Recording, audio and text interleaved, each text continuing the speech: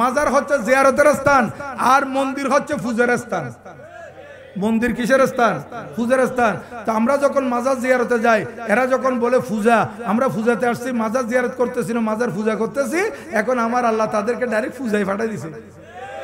এরা পূজায়, আমরা তবরুক খাই, এরা প্রসাদ খাই। আমরা মাজারে গেলে আল্লাহর ওলি ওরসের কি খাই? তবরুক খাই। আর এরা হিন্দুদের এই পূজার মধ্যে গিয়ে কি খাইতেছে? প্রসাদ খাইতেছে। এবং দেখেন কত বড় জালেম, তাদের দিন ধর্ম কোথায় গেছে, তাদের মাথা কেমন লুজ হয়ে গেছে।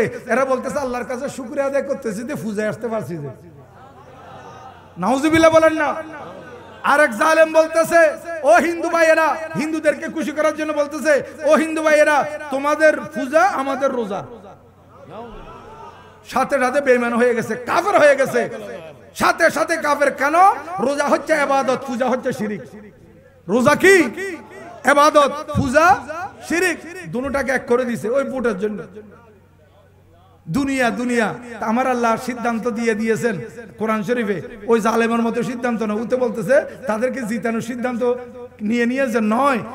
এরা এই ধরনের কথা বললে এদের ঠিকানা কোথায়, সেই সিদ্ধান্ত আমার আল্লাহ দিয়ে দিয়েছেন কোরআন শরীফে। আমার আল্লাহ বলেন, ফাম্মান তাগা ওয়া আযারাল হায়াতাদ দুনিয়া ফাইনাল জাহিমা হিয়াল মাওয়া। যে সমস্ত মানুষ সীমা লঙ্ঘন করবে, আল্লাহর শানে বেয়াদবি করবে, রাসূলের পাকের শানে বেয়াদবি করবে, এই সমস্ত মানুষ দুনিয়াকে প্রাধান্য দিবে, বুটের জন্য এই সমস্ত কাজ করবে। আমার আল্লাহ বলেন, ফাইনাল জাহিমা হিয়াল মাওয়া। এই সমস্ত মানুষের ঠিকানা হচ্ছে জাহান্নাম। এদের ঠিকানা কোথায়? যারা বলতেছে আল্লাহ সিদ্ধান্ত নিয়ে নিছে আমাদেরকে জিতাবে, ঠিকানা কোথায়? বলে না, ভয় লাগতেছে, ঠিকানা কোথায়? এখন এই সমস্ত জালেমেরা আমার নবীকে হায়াতুন নবী মানে না, নবীকে জিন্দা নবী মানে না। কিন্তু পুট যখন আসছে, একজনে বলতেছে আমরা নবীজির কাছে গেছি, নবীজি বলছে তোমরা গাওয়া খেজুর টেজুর খাও, আমি বলছি তোমাদেরকে জিতে দেওয়ার জন্য। এখন নবীজির কাছে চলে যেতেছে। দেখেন কত বড় জালেম এগুলা। এগুলা থেকে বেঁচে থাকবেন। ভোটের আগে এগুলা কি করতেছে। আর যে বলছে এই আমার আল্লাহ সিদ্ধান্ত নিয়ে নিয়েছে, এর মুখে কত কথা বাইর হইতেছে। এ বলতেছে সূর্য আমার জন্য দাঁড়িয়ে থাকে। বড় করে বলেন না নাউজুবিল্লাহ। এবং সে বলতেছে এখনো সরকারে যায় নাই এই অবস্থা। এ বলতেছে যে আমাকে পুলিশকে দেখা দাও না, আমাকে ধরার জন্য পুলিশ আমাকে সেলুট করবে, বলবে যে বারবার টাইগার আসি গেছে। কি হয়ে দেয় কি রয়্যাল বেঙ্গল টাইগার না কি একটা হই, নিজরে নিজের তারিফ নিজে করে দিতে ইয়াতুন বড় ফল আর কে নেই। ইতে নিজরে নিজে খাবিল কর দে, নিজে নিজে কর আই এলে আই টাইগার আই এরকম ওই রকম পাগল। এই পাগল ছাগল এগুলো রে উনি বলে নির্বাচন করে দে। আবার কি বলছে জানেন? আরো বলছে যে আমাকে চিনো নাই, আমি কে? আমাকে যারা চিনে নাই তারা কবরের নিচে বসবাস করতেছে। শোন তাহলে হতাই দ্বারা কি বুঝাল দিন, নিজের নিজে কুনি দাবি করে ফেলাল দিয়া ইয়ানো দ্বারা কি বুঝে যার আর যে ন মানে আর যে ন চিনে ইতো খড়ে খবরত মানে অর্থাৎ তারাই মারে ফেলায় ইয়ান হদ না ইটা যে খুনি এই হতাই ইয়ানোর দ্বারাই তারা রিমান্ডার লই যান দরকার। ইতারে রিমান্ডার লই যায় আস্তে তরসে যদি ধুলাই দিব তখন ইতো খজনের মারাই খবরত খজন গেই তারা ন মানাতে বেকুম বাড়ি যাবে। কত বড় জালেম এগুন। জামাত ইসলাম এখনো ক্ষমতায় যায় নাই, ক্ষমতায় যাওয়ার আগে কি দাপট দেখাইতেছে, মারা মারি কাটা কাড়ি চাঁদাবাজি। আরেক জালেম রফিকুল্লাহ আফসারি ইতারে স্লিপ দিয়ে দে খদে বিএমপিও চাঁদাবাজি করে, তদে আওয়ামী লীগও চাঁদাবাজি করছি, খদে খন্ডের মধ্যে পার্থক্য কি? খদে কি চাঁদাবাজি? আওয়ামী লীগও চাঁদাবাজি করছে, বিএমপিও করছে, খদে আল্লাহ তো চাঁদাবাজি করে। এগুন মুসলমান না, এগুন উন তো হিন্দুত্ব খারাপ কি হিন্দুত্ব খারাপ ও মুসলিমত্ব খারাপ। এগুন মুর্তদে গিয়ে দেয়, এগুনরে সরকারি ভাবে গ্রেফতার করিয়ে নেয়, কতল করুন না ওয়াজিব গিয়ে এগুন। আজ যদি ইসলামী হুকুমত থাকতো মারে মারে তারা কতল করণ করত। মদিনে কে খুদা খুদা তুঝকো রাখে গরিবো ফकीरों को ठहराने वाले सलातुन या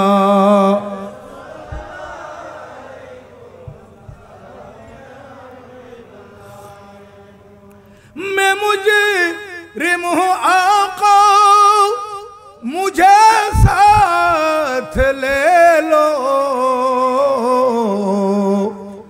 कि रास्ते में है जब ताने वाले स्वलातुनिया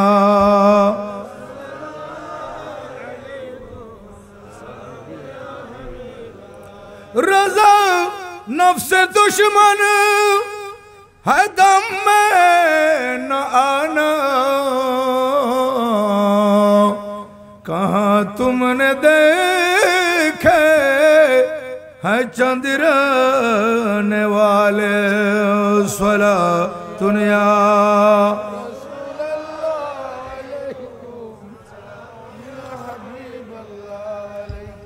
बिस्मिल्लाहिर्रहमानिर्रहीम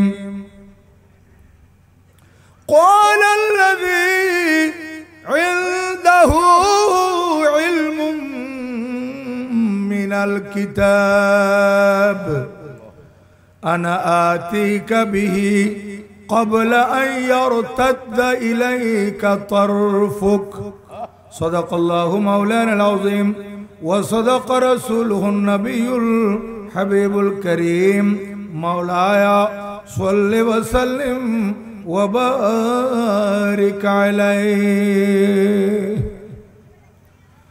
जिंदा है वही जीता है वही वल्लाह वही है वलीउल्लाह। जिंदा है वही जीता है वही वल्लाह वही है वलीउल्लाह। जो इश्क़ नबी में रो रो कर जो इश्क़ नबी में रो रो कर ये जान सी दौलत खोता है। जो इश्क़ नबी में रो रो कर ये जान सी दौलत खोता है।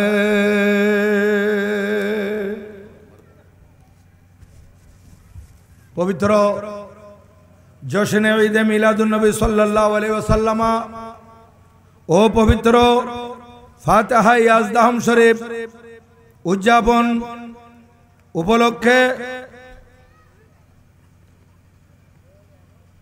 मिर्जापुर यूनियनस्थ जैनुल्लाह मुमिन शाह बाड़ी नूर अहमद चौधरीर बाड़ी मौलाना मनिरुज्जामान शाह बाड़ी मोतिउल्लाह खान साहेबर बाड़ी मुजफ्फर डाक्टर बाड़ी सोना मिया टेंडल बाड़ी लाल मिया शाह बाड़ी मियाज बाड़ी मियार बापेर बाड़ी एवं मियाजिर बाड़ी मंसूर मेम्बर बाड़ी बुड़ी पुकुर पार मालिक नूरी चेयरमैनेर बाड़ी ए बाड़ीगुलोर যৌথ ব্যবস্থাপনায় বারাউলিয়া স্মৃতি সংসদের আয়োজনে এবং বিশেষ করে বুলবুলিপাড়া এলাকাবাসী এবং প্রবাসী বৃন্দের যৌথ সহযোগিতায় বড় সুন্দর পরিবেশে বিশাল আকারে এই মালিক নুরি চেয়ারম্যান বাড়ি সংলগ্ন ময়দানে বড় সুন্দর পরিবেশে বিশাল আকারে आयोजित आजिमुशान सरकारे मदीना सुन्नी सम्मेलनेर स्नेहधन्य सभापति आमार अत्यंत स्नेहभाजन ऐतिह्यबाही ताहरिया साबरिया सुन्निया माद्रासार सुयोग्य सुपार मुजाहिद मिल्लत फखरे आले सुन्नत मुफ्ती मोहम्मद अब्दुल हमीद अल कादरी दाम अकबालोह आमादेर माझे तशरीफ फरमा आছেন এই ঐতিহ্যবাহী হাটহাজারী উপজেলার অন্তর্গত 3 নং মির্জাপুর ইউনিয়ন পরিষদের মান্যবর প্যানেল চেয়ারম্যান, বিশিষ্ট সমাজসেবক, রাজনীতিবিদ, শিক্ষানুরাগী জনাব মোহাম্মদ রেজাউল করিম জাকির হোসেন সাহেব এবং আমার পূর্বে যিনি অল্প সময়ে মূল্যবান বক্তব্য পেশ করেছেন প্রকৌশলী নুরুল্লাহ সবুজ সাহেব, মঞ্চে আছেন মুজাহিদে মিল্লাত জনাবে মাওলানা নুরুল আফসার আনসারি সাহেব এবং আরো তশরিফ ফরমা মৌলানা হাফেজ দিদারুল ইসলাম সাহেব, আরো তশরিফ ফরমা আমাদের অত্যন্ত প্রিয় মুজাহিদে মিল্লাত মাওলানা হাফেজ মোহাম্মদ হাসান আল কাদেরি, মৌলানা হাফেজ মোহাম্মদ আকবর হোসাইন আল কাদেরি, মৌলানা মোহাম্মদ মাহবুবুল আলম আল কাদেরি সহ মঞ্চে আসীন অপরাপর হযরতে উলামায়ে আহলে সুন্নাত, বুজুর্গানে দ্বীন, অতিথিবৃন্দ, বিরাদরানে দ্বীন ও মিল্লাত এবং আমার সামনে বড় ভক্তি মোহাব্বত আন্তরিকতা এবং ইখলাস নিয়ে এই মাহফিলে তশরিফ ফরমা আমার বাবা সমতুল্য মুরব্বীগণ, সমবয়সী যুবক ভাইয়েরা, অত্যন্ত স্নেহের আদরের ছোট ছোট মাসুম শিশুরা, পর্দার আড়ালে ওয়াজ ও নসিহত শ্রবণ করার লক্ষ্যে উযু কালাম করে অপেক্ষমান পর্দানসীন মা ও বোনেরা, আর যদি লাইভ চলে থাকে লাইভে যুক্ত হওয়া কাছের দূরের দেশের প্রবাসের সম্মানিত দর্শক শ্রোতা, আমি আপনাদের প্রতি আবারও মাসনুন সালাম পেশ করছি। আপনারা প্রত্যেকে মোহাব্বত নিয়ে আমার সালামের জবাব দিবেন। আসসালামু আলাইকুম ওয়া রাহমাতুল্লাহি ওয়া বারাকাতুহু। মহান রব্বুল আলামিনের আলিশান দরবারে লক্ষ কোটি শুকরিয়া। সরকারে দু জাহাं বায়সে কৌন মাকা আরওয়াহুনা ফিদাহু সাল্লাল্লাহু আলাইহি ওয়াসাল্লাম নুরানি দরবারে দরুদ ও সালামের হাদিয়া তোহফা নজরানা পেশ করার পর আপনাদের শুকরিয়া আদায় করতেছি। বড় ভক্তি মোহাব্বত আন্তরিকতা এবং ইখলাস নিয়ে এই মাহফিলে তশরিফ রেখে মাহফিলের সৌন্দর্য বৃদ্ধি করেছেন যারা, মঞ্চে তশরিফ রেখে ওলামায়ে কেরাম, অতিথিবৃন্দ, বুজুর্গানে দ্বীন মঞ্চ আলোকিত করেছেন, যারা প্যান্ডেলের নিচে বসে মাহফিলের সৌন্দর্য বৃদ্ধি করেছেন, কিংবা ঘরে দুয়ারে যারা ওয়াজ ও নসিহত শ্রবণ করার লক্ষ্যে উযু কালাম করে অপেক্ষায় আছেন মা বোনেরা, লাইভ চললে যারা লাইভে কাছে দূরে দেশে প্রবাসে যুক্ত হয়েছেন, প্রত্যেকের জন্য মহান রব্বুল আলামিনের আলিশান দরবারে ফরিয়াদ জানাই, কাল কঠিন হাসরের দিবসে যেদিন নফসি নফসি রব হবে, মানুষ দিক বেদিক ছুটাছুটি করবে এবং মানুষ আশ্রয়স্থল খুঁজবে, ওই কঠিন পরিস্থিতিতে অধ্যকার এই আয়োজিত সরকারে মদিনা সাল্লাল্লাহু আলাইহি ওয়াসাল্লাম সুন্নি কনফারেন্স 2025 আমাদের প্রত্যেকের জন্য নাজাত এবং মুক্তির উসিলা হোক। জবান খুলে উচ্চস্বরে বলুন আমিন। সম্মানিত উপস্থিতি, আপনারা উলামায়ে কেরামের ওয়াজ ও নসিহত ধারাবাহিকভাবে শুনে আসছেন। আজকের মাহফিলের প্রধান আলোচক বিশিষ্ট মিডিয়া ব্যক্তিত্ব মুজাহিদে মিল্লাত হযরতুল আল্লাম আলহাজ মাওলানা সৈয়দ মোকাররম বারী আল কাদেরী মূল্যবান তকরির পেশ করেছেন। এর পর আমি এসে আমাদের প্যানেল চেয়ারম্যান মহোদয়ের বক্তব্য শুনলাম। অতি অল্প সময়ে বড় গুরুত্বপূর্ণ বক্তব্য উনি পেশ করেছেন এবং দিক নির্দেশনামূলক কথাবার্তা বলেছেন। সমাজের যে অন্যায় অবিচার এগুলো দূর হওয়ার জন্য, এগুলো সমাজ থেকে উৎখাত হওয়ার জন্য এবং ভালোর পথে আসার জন্য দিক নির্দেশনামূলক বক্তব্য আমাদের সম্মানিত চেয়ারম্যান, প্যানেল চেয়ারম্যান জনাব মোহাম্মদ জাকির হোসেন সাহেব রেখেছেন এবং ওনার পরপরই আজকের মাহফিলের বিশেষ অতিথি প্রকৌশলী নুরুল্লাহ সবুজ সাহেব, উনিও খুব সুন্দর বক্তব্য পেশ করেছেন। এখানে যে উলামায়ে কেরাম দেখতেছেন, ওনাদেরকে তকরিরের মধ্যে দিলে এক একজন আমার থেকে আরো সুন্দর বর্ণনা করবে, সুন্দর আলোচনা করবে, কিন্তু যেহেতু আমি বাহির থেকে এসেছি, আপনারা আমাকে দাওয়াত দিয়েছেন, এই জন্য ওনারা সময় আমাকে অর্পণ করেছেন, আমি ওনাদের শুকরিয়া আদায় করতেছি। আমার পর পরে সভাপতি আমার স্নেহধন্য সভাপতি মুজাহিদ মিল্লাত শাহজাদা জনাব মৌলানা আব্দুল হামিদ আল কাদরি সাহেব উনি তকরির পেশ করবেন ইনশাআল্লাহ। ওনার আখেরি মোনাজাত হবে মিলাদ কিয়াম সালাতু সালামের পর। আর তকরির দীর্ঘায়িত হবে না, যেহেতু শীতকালীন সময়, রাত এখন গরম, গ্রীষ্মকাল হলে এখন 12টা হইতো, এখন শীতকাল বিদায় এখন 10টা। তারপর আমি দেরি করব না, যেহেতু আমার আগে আপনারা তকরির শুনেছেন। ইন্তেজামিয়া কমিটির পক্ষ থেকে আমাকে একটা সাবজেক্ট দেওয়া হয়েছে, সেই সাবজেক্টটি হচ্ছে কোরআন ও সুন্নাহর আলোকে শানে আউলিয়া। কোরআন সুন্নাহর আলোকে আল্লাহর ওলিগণের শান বর্ণনা করা, এই সাবজেক্টটা আমাকে বলা হয়েছে। কিন্তু এরপরও আমি আপনাদের খেদমতে, যেহেতু সমাজে যেগুলো প্রয়োজন এই সম্পর্কে আমি আপনাদের খেদমতে আরজ করব। সাবজেক্ট থাকলে পাশে আলাপ করার কোনো সুযোগ থাকে না, এই জন্য আমি মূল কথায় চলে আসছি। আমার সাবজেক্টের উপর আলোচনা করার ইচ্ছা পোষণ করে আমি কোরআনুল করিমের 19তম পারা সূরা নমল শরীফের এই 40 নম্বর আয়াতের প্রথম অংশ আমি তেলাওয়াত করেছি। তো প্রথমে এই কথা বলবো, মানুষ অন্যায়, অবিচার, বেবিচার, শরীয়ত বিরোধী কার্যকলাপে কখন লিপ্ত হতে পারে জানেন? যখন মানুষের কলবে আল্লাহর ভয় থাকে না। মানুষের কলবে আল্লাহর ভয় থাকে না, আল্লাহর ভয় যখন চলে যাবে এবং মানুষ কবরে যাওয়াকে ভুলে যাবে, হাসরের ময়দানে আল্লাহর সামনে দাঁড়াতে হবে, এইটাকে যখন ভুলে যাবে, একটাকে যখন ভুলে যায়, তখন মানুষ অন্যায়ের পথে লিপ্ত হয়। অন্যায়ের পথে যাওয়াতে তার কোনো বাধা থাকে না, যেহেতু তার কলবে আল্লাহর ভয় নাই, কবরের স্মরণ নাই, হাসরের ময়দানের কথা ইয়াদ নাই।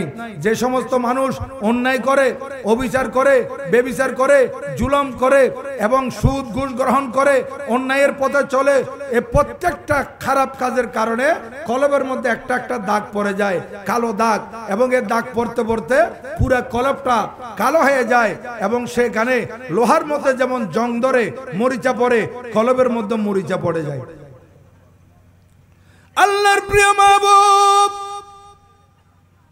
দানায়ে গুয়ুব মুনাজ্জাহুন আনিল উয়ুব আরওয়াহুনা ফিদাহু সাল্লাল্লাহু তাআলা আলাইহি ওয়াসাল্লাম নবুয়তের জবানে ইরশাদ করতেছেন, ও আমার সাহাবায়ে কেরাম শুনো, লোহার মধ্যে যেমন জং পড়ে ওইভাবে মানুষের কলবের মধ্যে জং পড়ে যায়। তখন সাহাবায়ে কেরাম জিজ্ঞাসা করতেছেন, ইয়া রাসূলুল্লাহ, লোহার মধ্যে জং ধরলে, লোহার মধ্যে মরিচা পড়লে, সেটা আগুনের মধ্যে জ্বালালে, জ্বলন্ত আগুনের মধ্যে লোহাকে দিলে মরিচা সরে যায়, জং দুর্বৃত হয়ে যায়। হুজুর, ইয়া রাসূলুল্লাহ, আমাদের কলবের মধ্যে যে জং পড়েছে, আমাদের কলবে যখন মরিচা পড়বে, কালো কালো দাগ পড়ে যাবে, কলব অন্ধকার হয়ে যাবে। এই অন্ধকার কলবকে আলোকিত কিভাবে করা যাবে? ইয়া রাসূলুল্লাহ, দাগ পড়া কলবকে দাগ মুক্ত কিভাবে করা যাবে? হুজুর, যে কলবে জং পড়েছে ওই কলব থেকে জং কিভাবে সরাবে? আল্লাহর নবী উত্তর দিচ্ছেন, লোহা যেমন আগুনের মধ্যে দিলে লোহার জং সরে যায়, মরিচা দুর্বৃত হয়ে যায়, লোহা পরিষ্কার হয়ে যায়, অনুরূপভাবে কোন আল্লাহর বান্দা, ঈমানদার নরনারী কলবের দাগ, কলবের মরিচা, কলবের আবর্জনা, এগুলা যদি দূরীভূত করতে চায়, তাহলে বেশি বেশি কবরের কথা স্মরণ করতে হবে। বেশি বেশি কি করতে হবে? কবরের কথা স্মরণ করতে হবে। দ্বিতীয় নম্বর, আল্লাহর নবী ইরশাদ করেন, বেশি বেশি কোরআনুল করিমের তেলাওয়াত করতে হবে। কয়টা? দুইটা। এক নম্বর হচ্ছে কবরের কথা স্মরণ করা, দ্বিতীয় নম্বর হচ্ছে কোরআন শরীফ তেলাওয়াত করা। বেশি বেশি কবরের ইয়াদ আসলে মানুষের কলবের জং দুর্বৃত হতে থাকবে, মানুষের কলবের মরিচা সরে যেতে থাকবে। বেশি বেশি কবরের কথা স্মরণ করলে তখন মানুষের যে কালো দাগ কলবে লেগেছে, এগুলো একটা একটা করে উঠে যাবে কবরের কথা স্মরণ করার কারণে, কোরআনুল কারীম তেলাওয়াত করার কারণে। কারণ কবরের কথা স্মরণ হলে মানুষের ভিতর অটোমেটিক আল্লাহর ভয় চলে আসবে। কবরের কথা যখন স্মরণ হবে, মানুষের কলবে কার ভয় আসবে? আল্লাহ তাআলার ভয়। তখন এই মানুষ আর অন্যের দিকে যাবে না, কারণ কবর আল্লাহর নবী ইরশাদ করেন ইন্নাল কবরা ইউনাদি লিকুল্লি ইয়াউমিন সালাসা মাররাত। প্রিয় নবী ইরশাদ করেন উম্মত তোমরা যে দুনিয়াতে জমিনে চলাফেরা করতেছো অনেক কবরের পাশ দিয়ে যাচ্ছ, কবর তোমাদেরকে দৈনিক 3 বার ডাকতে থাকে। আমরা যদিও বা শুনতেছি না, কবর আমাদেরকে আহ্বান করে, এই আল্লাহর বান্দা জমিনের উপর চলতেছো, আমি জমিনের ভিতর তোমাকে আসতে হবে, বাঁচার কোনো উপায় নাই, আমি জমিন তোমাদেরকে ছাড়বো না, আল্লাহর হুকুমে তোমরা আমার কাছে চলে আসবে। শুনো আমি কবর কি বলতেছি, আনা বাইতুল ওয়াহদাত, আমি হলাম একাকিত্বের ঘর, আনা বাইতুল ওয়াহশাত, আমি হলাম ভয়ানক ঘর, আনা বাইতুল আকরাব, আমি হলাম বিচ্ছুর ঘর, আনা বাইতুল হাইয়াত, আমার মধ্যে সাপ আছে, আনা বাইতুল জুলমাত, আমি কবর বড় অন্ধকার, আনা বাইতুল ওয়াহদাত ওয়াহশাত, এইভাবে কবর বলতে থাকে আমি অন্ধকারের ঘর, আমার এখানে সাপ আছে, আমার এখানে বিচ্ছু আছে, আমার এখানে একাকিত্ব থাকতে হবে, আমার এখানে বড় ভয়াবহ অবস্থা হবে। ফামা আদাত্তালি, আমি কবরের মধ্যে আসার জন্য তুমি কি নিয়ে আসতেছো, কি জোগাড় করেছো, আমি কবরে যে আসবে তুমি কি জোগাড় করেছো? আল্লাহর প্যারে নবী ইরশাদ করেন উম্মত দুনিয়াতে তোমরা যখন বেঁচে থাকো 3টে জিনিস তোমাদের সাথে থাকে। কয়টি? 3টি জিনিস। 1 নম্বর হচ্ছে আপনার আত্মীয় স্বজন, আপনার বাবা মা ভাই ব্রাদার ভাই বোন ছেলে মেয়ে স্ত্রী পুত্র আত্মীয় স্বজন পাড়া প্রতিবেশী সব সময় আপনার সাথে থাকবে। আপনি কোনো মুসিবতে পড়লে তারা ঝাঁপিয়ে পড়বে আপনার জন্য সাহায্য করতে, আর যদি কোনো আপনি অসুস্থ হন আপনাকে দেখার জন্য আসবে, সেবা সুস্থতা করবে। দুনিয়ার মধ্যে আত্মীয় স্বজন মানুষের কাজে লাগে। 2 নম্বর হচ্ছে ধন সম্পদ টাকা পয়সা, আপনার ধন আপনার টাকা পয়সা ব্যাংক ব্যালেন্স, আপনার যখন প্রয়োজন হবে টাকা তখন চেক কেটে টাকা নিয়ে আসতে পারবেন। এই সম্পদ দুনিয়াতে আপনার কাজে আসতেছে। 3 নম্বর আল্লাহর নবী ইরশাদ করেন উম্মত 3 নম্বর হচ্ছে তোমাদের আমল। 3 নম্বর কি? আমল। 1 নম্বর আত্মীয় স্বজন মনে রাখবেন, 2 নম্বর সম্পদ টাকা পয়সা ধন সম্পদ, 3 নম্বর হচ্ছে আমল। আমল এটা 2 প্রকার, একটা ভালো আর একটা খারাপ। ভালো আমল করলো এগুলো আপনার ডান কাঁধের ফেরেশতা লিখতেছে, খারাপ আমল করলে এগুলো বাম পাশের ফেরেশতা লিখতেছে। কিরামান কাতিবিনা ইয়ালামুনা মা তাফআলুন, কিরামান কাতিবিনা ইয়ালামুনা মা তাফআলুন। আপনারা কি করতেছেন না করতেছেন আল্লাহ পাক প্রত্যেকের কাঁধে 2 জন ফেরেশতা সম্মানিত দিয়ে দিয়েছেন, ওরা দেখতেছে জানতেছে লিখতেছে। হিসাব হবে কিয়ামতের দিন, সবকিছুর হিসাব হবে, পাই পাই হিসাব হবে, জাররা জাররা হিসাব হবে। জাররা বলা হয় একটা বালির 70 ভাগের 1 ভাগ। তো একটা বালি, এতগুলা বালির মধ্যে একটা বালি নিলে তো আপনি চোখে ভালো করে দেখবেন না। কেমন ওই বড় করে দেখার গ্লাসগুলো লাগবে, এগুলোকে কি বলে, কি গ্লাস? মাইক্রোস্কোপ না কি একটা হয়দেরই ওই গ্লাস লাগবে, ওইটা দিয়ে দেখতে হবে একটা বালি। আর সেই একটা বালিকে 70 ভাগ করলে 70 ভাগের 1 ভাগকে বলা হয় 1 জাররা। আমার আল্লাহ কুরআনুল কারীমের ইরশাদ করতেছেন ফামাইয়ামাল মিসকালা যাররাতিন খায়রান ইয়ারা ওয়া মাইয়ামাল মিসকালা যাররাতিন শাররান ইয়ারা। 1 জাররা পরিমাণ ভালো আমল করলে সেটাও দেখবে, 1 জাররা পরিমাণ খারাপ কাজ করলে সেটাও দেখবে। আল্লাহর নবীজি বলেন উম্মত 3 নম্বর তোমাদের আমল তোমাদের সাথে থাকবে।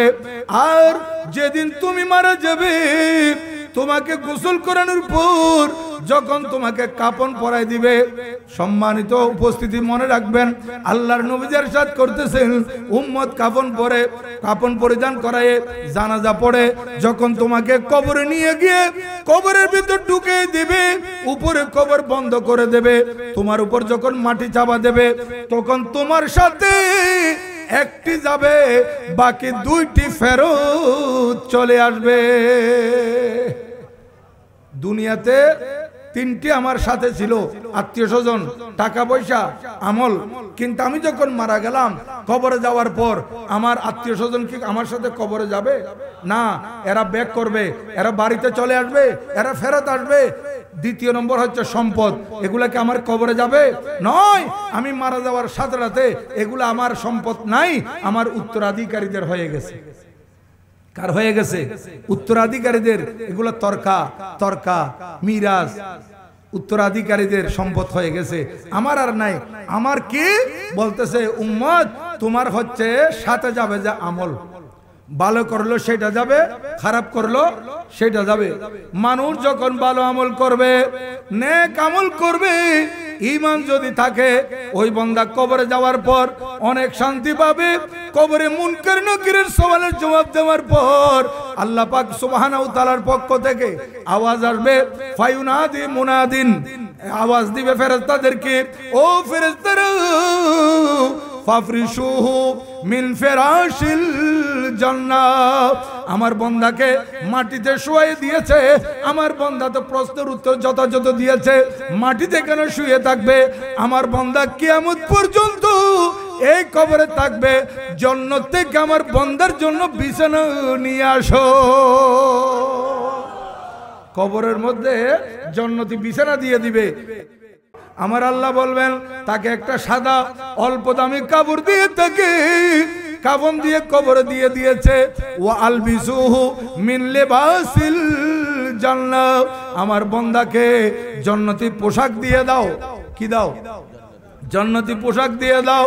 ওয়াফতাহু লাহু বাবান ইলাল জান্নাহ, এবং আমার বান্দার জন্য বেহেশতের দিকে একটা দরজা খুলে দাও। তাহলে ঈমানদার কত শান্তিতে থাকবে কবরের মধ্যে।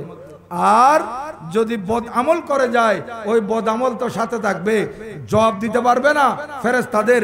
তখন সে বলবে যে হা হা লা আদরি, আফসোস আফসোস, আমি তো জানি না, আমি তো জানি না।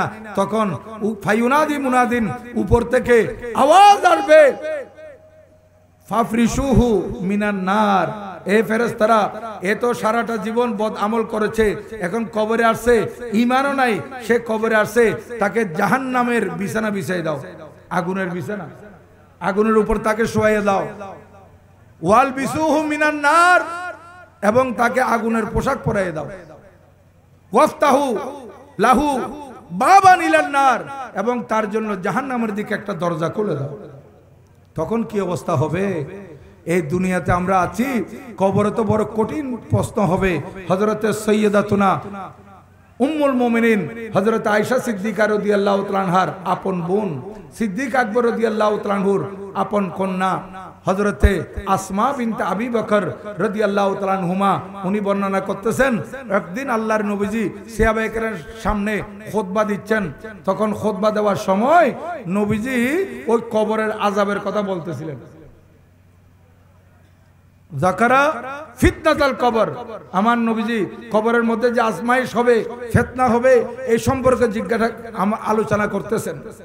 হুজুর করিম রাউফুর রহিম সৈয়দ আলামিন সাল্লাল্লাহু তাআলা আলাইহি ওয়াসাল্লাম কবরের ভয়াবহ অবস্থার আলোচনা যখন শুরু করলেন, আল্লাহর নবীর আলোচনা শুনে নবীজির সামনে যত সাহাবায়ে কেরাম ছিলেন, হযরতে সৈয়দাতুনা আসমা বিনতে আবি বকর রাদিয়াল্লাহু তাআলা আনহা বলতেছেন, ক্বালাত দাজ্জাল মুমিনুনা দাজ্জাতান। আল্লাহর নবীর বয়ান শুনে, কবরের কথা শুনে, কবরের ভয়াবহতার কথা শুনে, কবরের আযাব, কবরের শাস্তির কথা শুনে সাহাবায়ে কেরাম হু হু করে কাঁদতে লাগলেন। একসাথে সবাই আওয়াজ করে কান্না আরম্ভ করে দিলেন। কি মারাত্মক কবরের আযাব! হযরতে সৈয়দনা ওসমান গনি জিন্নুরাইন রাদিয়াল্লাহু তাআলা আনহু, উনি যখন কবরের পাশ দিয়ে যেতেন, উনি কাঁদতেন।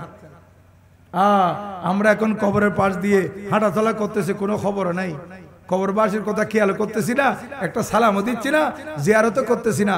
আর ইসলামী জাহানের তৃতীয় খলিফা হযরত সৈয়দনা ওসমান গনি জিন্নুরান রাদিয়াল্লাহু তাআলা আনহু কবর দেখলে কাঁদতেন, কবর দেখলে কাঁদতেন। তখন সাহাবায়ে কেরাম বললেন, হুজুর আপনি হাসরের কথা বলেন, আপনি জান্নাত দোজখের কথা বলেন, তখন আপনি কাঁদেন না, আপনি কবরের কথা শুনলে, কবর দেখলে আপনি কাঁদেন। তখন হযরত সৈয়দনা ওসমান গনি জিন্নুরান রাদিয়াল্লাহু তাআলা উত্তর দিলেন, ও আমার প্রশ্নকারী ভাইরা শুনো, কবর হচ্ছে এমন একটা জায়গা, কবর হচ্ছে মনজিলাতুম মিন মানাজিলিল আউয়াল মনজিলাতিন মিন মানাজিলিল আখিরা। এটা কবরটা হচ্ছে আখিরাতের যত ধাপ হবে, আখিরাতের যত চেকপোস্ট হবে, প্রথম চেকপোস্ট হচ্ছে কবর, প্রথম স্থান হচ্ছে কবর।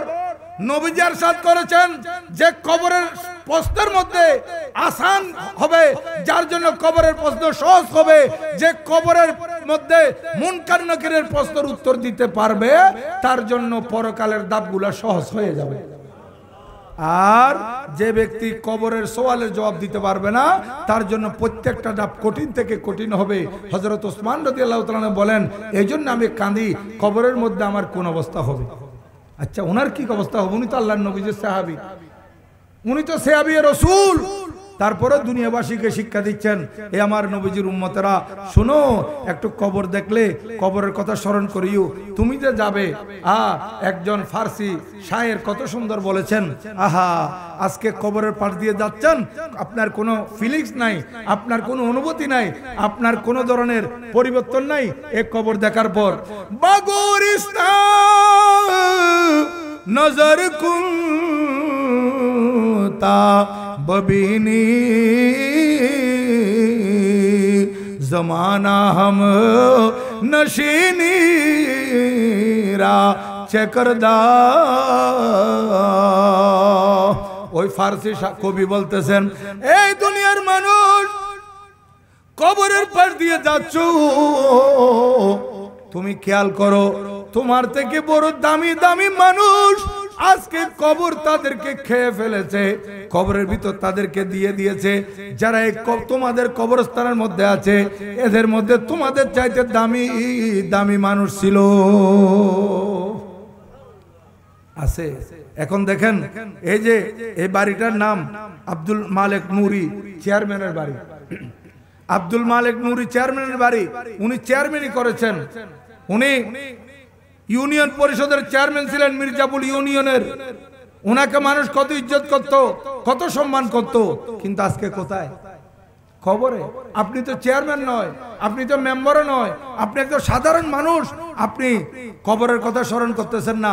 এই কবর চেয়ারম্যানকেও নিয়ে নিয়েছে, মেম্বারকেও নিয়ে নিয়েছে।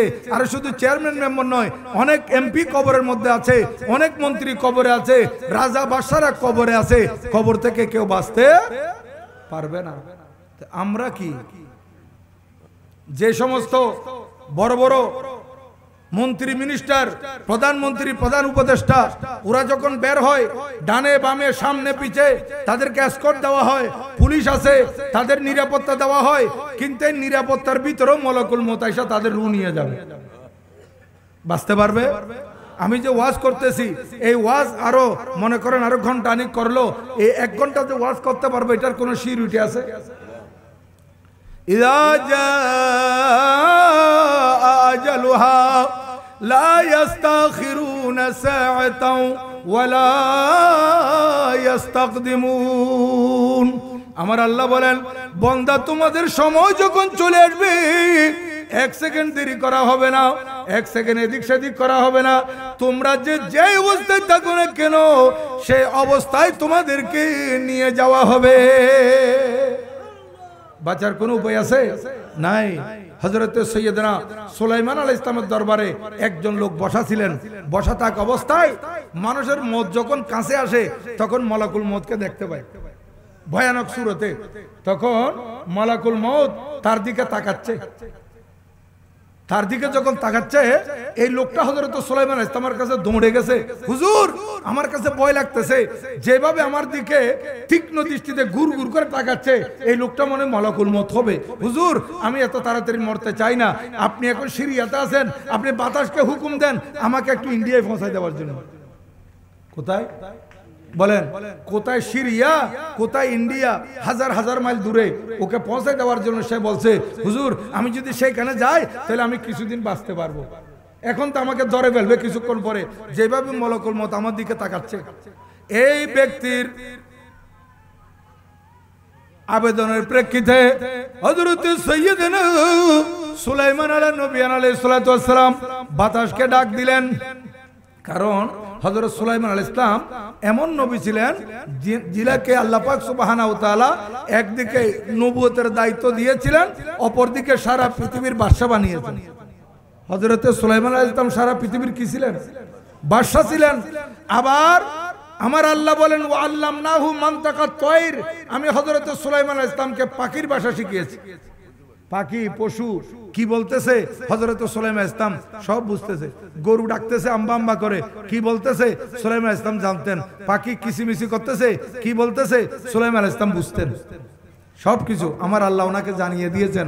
এবং উনি এক দেশ থেকে আরেক দেশে যাইতেন, ওনার কাছে প্লেন লাগতো না, হেলিকপ্টার লাগতো না, গাড়ি লাগতো না, ওনার জ্বালানি খরচের প্রয়োজন হতো না।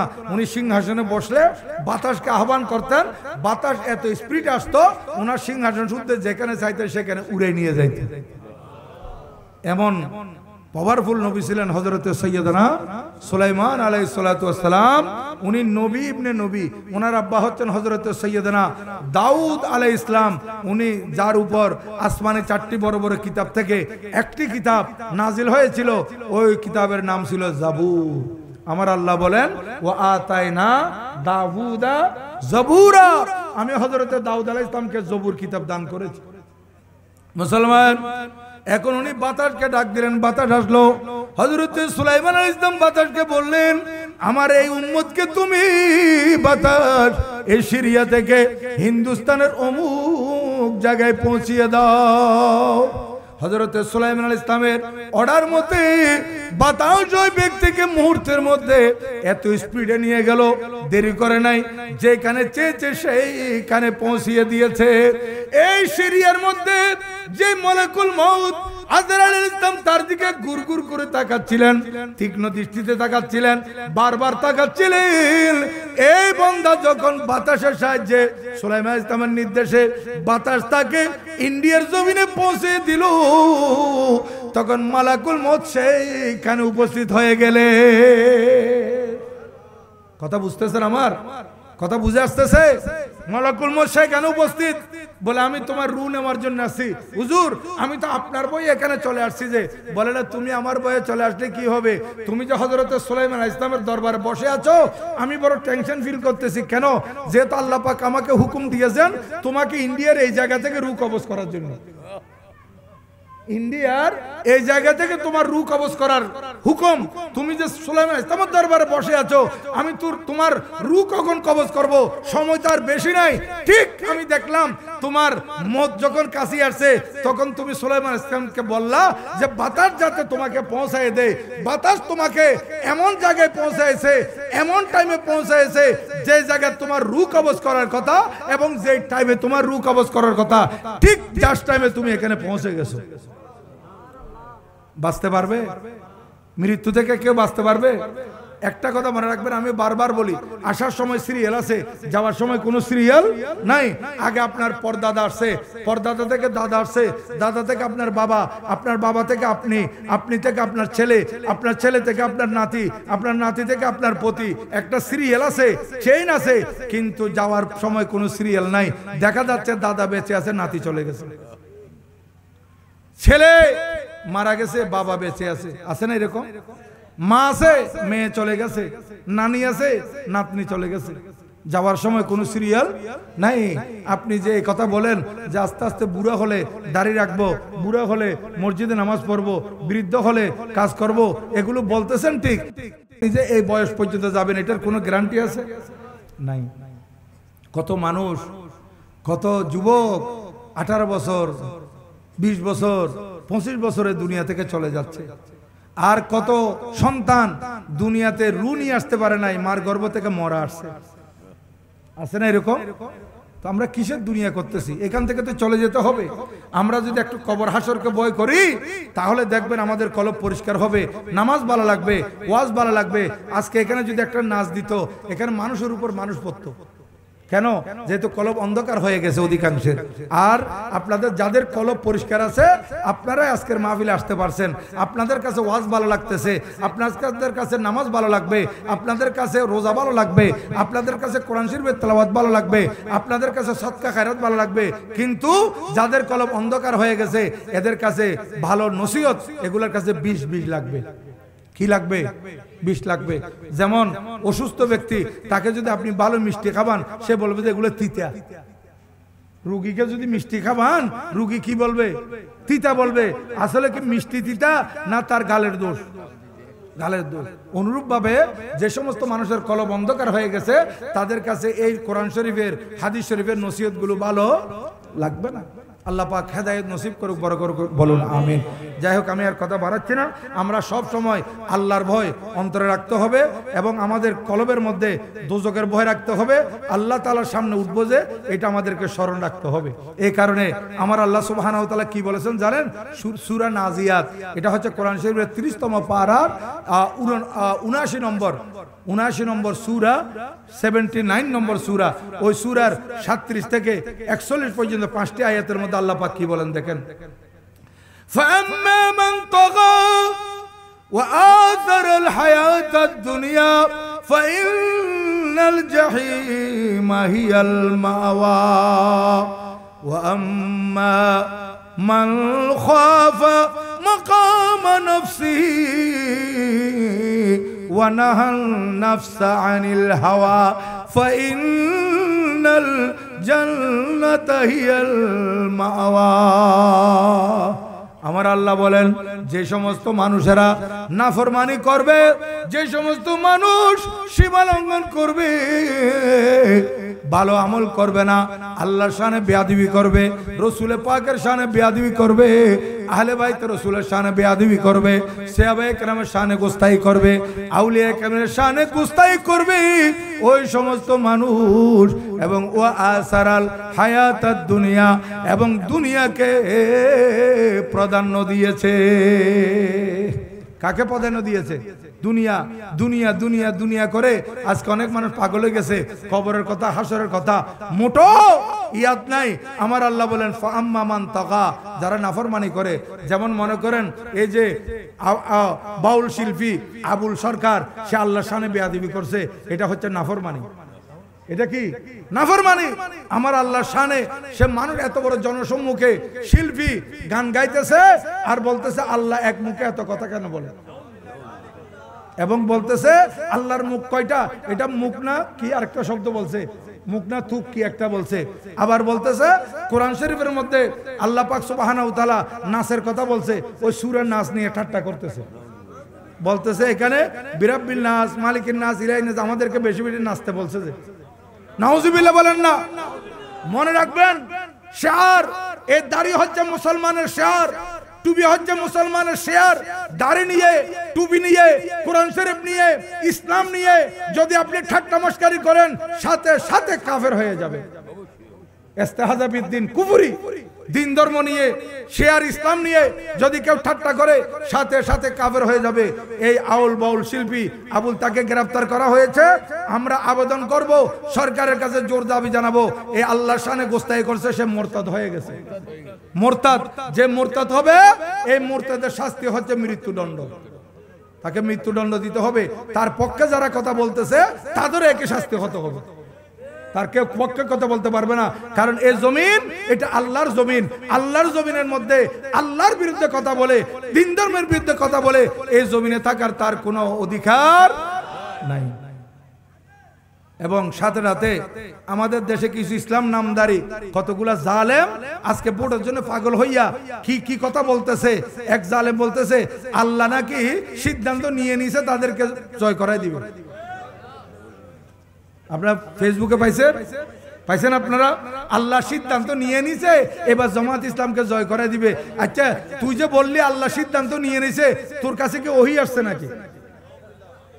এটা তো একটা আল্লাহর শানে মিথ্যা অপবাদ। আল্লাহর শানে কি? মিথ্যা অপবাদ। আল্লাহ কি সিদ্ধান্ত দিয়েছে তুই কেমনে জানোস? এই ধরনের কথা, এগুলো কুফরি। আবুল সরকারের যে শাস্তি, এদেরও সেই শাস্তি হতে হবে। এবং বলতেছে যদি তাদেরকে ভোট দেয় 18 কোটি মানুষের নামাজের সওয়াব একটা ভোটে আসি যাবে। এবং আরেকজন বলতেছে, একজন এক এক কথা বলতেছে, এই তাদেরকে ভোট না দিলে বলে কাফের হয়ে যাবে। আবার হ্যাঁ, আরেকজনে বলতেছে টিকিট বেচতেছে, বলে দাঁড়িপাল্লা ভোট দেওয়া মানে তাদেরকে টিকিট দেওয়া, বেচতে টিকিট দিচ্ছে বলে। এগুলো কত ধরনের কত কথা বলতেছে।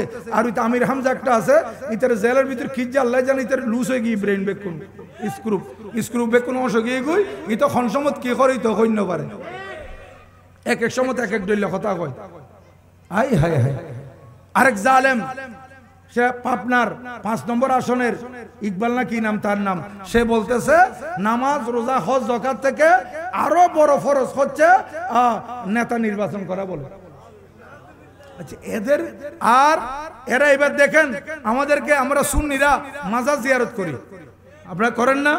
আমরা মাজার জিয়ারত করি, আমরা ফাতে ইয়াজদাহুম ঈদে মিলাদুন্নবী উপলক্ষে মাহফিল, এই ঈদে মিলাদুন্নবী সাল্লাল্লাহু আলাইহি ওয়াসাল্লাম ফাতে ইয়াজদাহুম, আপনারা আল্লাহর ওলি ভক্ত শেরবাং শাহ হুজুরের মাজার জিয়ারত করেন, গৌসুল আজম মাইজবান্ডারির দরবারে যান, হযরতে শাহ মানাতের দরবারে যান, আমাদের হুজুরি কিবলা আসলে হুজুরি কিবলা জিয়ারতে যান। আমরা যখন মাজার জিয়ারত করি তখন তারা বলে যে আমরা মাজার পূজারি, এই কথা বলে। কিন্তু আল্লাহর মাইত দেখেন, আমার আল্লাহ বলছেন মান আদালি ওয়ালিয়ান ফাকাদ আযানতুহু বিল হারব, আমার ওলির বিরুদ্ধে যারা অবস্থান নেবে তাদের বিরুদ্ধে আমি আল্লাহর যুদ্ধ ঘোষণা। তাহলে আল্লাহর ওলিদের বিরুদ্ধে বললে যুদ্ধ ঘোষণা করেছেন কে? তা আল্লাহর সাথে যুদ্ধের মধ্যে নেমে কে পার পাবে? কেউ পার পাবে? পাবে না। দেখেন আমার আল্লাহর মায়ের, এরা আমরা সুন্নিদেরকে মাজার পূজারি বলছে। এখানে উলামা ইকরাম আছেন, মাজার এটা ইসমে জরফের ওয়াহিদ মুজাক্কার, মাজার মানে জিয়ারতের স্থান। মাজার শব্দের বাংলা অর্থ কি বললাম বলেন? মাজার এটা আরবি শব্দ, এটার বাংলা অর্থ কি? জিয়ারতের স্থান। মাজার হচ্ছে জিয়ারতের স্থান, আর মন্দির হচ্ছে পূজার স্থান। মন্দির কিসের স্থান? পূজার স্থান। তো আমরা যখন মাজার জিয়ারতে যাই, এরা যখন বলে পূজা, আমরা পূজাতে আসছি, মাজার জিয়ারত করতেছি না, মাজার পূজা করতেছি। এখন আমার আল্লাহ তাদেরকে ডাইরেক্ট পূজায় পাঠাই দিছে। এরা পূজায়, আমরা তবরুক খাই, এরা প্রসাদ খাই। আমরা মাজারে গেলে আল্লাহর ওলি ওরসের কি খাই? তবরুক খাই। আর এরা হিন্দুদের এই পূজার মধ্যে গিয়ে কি খাইতেছে? প্রসাদ খাইতেছে। এবং দেখেন কত বড় জালেম, তাদের দিন ধর্ম কোথায় গেছে, তাদের মাথা কেমন লুজ হয়ে গেছে। এরা বলতেছে আল্লাহর কাছে শুকরিয়া আদায় করতেছি যে পূজায় আসতে পারছি। যে নাউজুবিল্লাহ বলেন না। আরেক জালেম বলতেছে ও হিন্দু ভাইয়েরা, হিন্দুদেরকে খুশি করার জন্য বলতেছে ও হিন্দু ভাইয়েরা, তোমাদের পূজা আমাদের রোজা। সাথে সাথে বেঈমান হয়ে গেছে, কাফের হয়ে গেছে। সাথে সাথে কাফের কেন? রোজা হচ্ছে ইবাদত, পূজা হচ্ছে শিরিক। রোজা কি? ইবাদত, পূজা শিরিক, দুটোটাকে এক করে দিয়েছে ওই ভোটের জন্য। দুনিয়া দুনিয়া আমার আল্লাহ সিদ্ধান্ত দিয়ে দিয়েছেন কোরআন শরীফে, ওই জালেমের মতো সিদ্ধান্ত না। উঠে বলতেছে তাদেরকে জিতানোর সিদ্ধান্ত নিয়ে নিয়েছে নয়। এরা এই ধরনের কথা বললে এদের ঠিকানা কোথায়, সেই সিদ্ধান্ত আমার আল্লাহ দিয়ে দিয়েছেন কোরআন শরীফে। আমার আল্লাহ বলেন ফাম্মান তাগা ওয়া আযারাল হায়াতাদ দুনিয়া ফাইনাল জাহিমা হিয়াল মাওয়া। যে সমস্ত মানুষ সীমা লঙ্ঘন করবে, আল্লাহর শানে বেয়াদবি করবে, রাসূলের পাকের শানে বেয়াদবি করবে, এই সমস্ত মানুষ দুনিয়াকে প্রাধান্য দিবে, ভোটের জন্য এই সমস্ত কাজ করবে। আমার আল্লাহ বলেন ফাইনাল জাহিমা হিয়াল মাওয়া, এই সমস্ত মানুষের ঠিকানা হচ্ছে জাহান্নাম। এদের ঠিকানা কোথায়? যারা বলতেছে আল্লাহ সিদ্ধান্ত নিয়ে নিছে আমাদেরকে জিতাবে, ঠিকানা কোথায়? বলে না ভয় লাগতেছে, ঠিকানা কোথায়?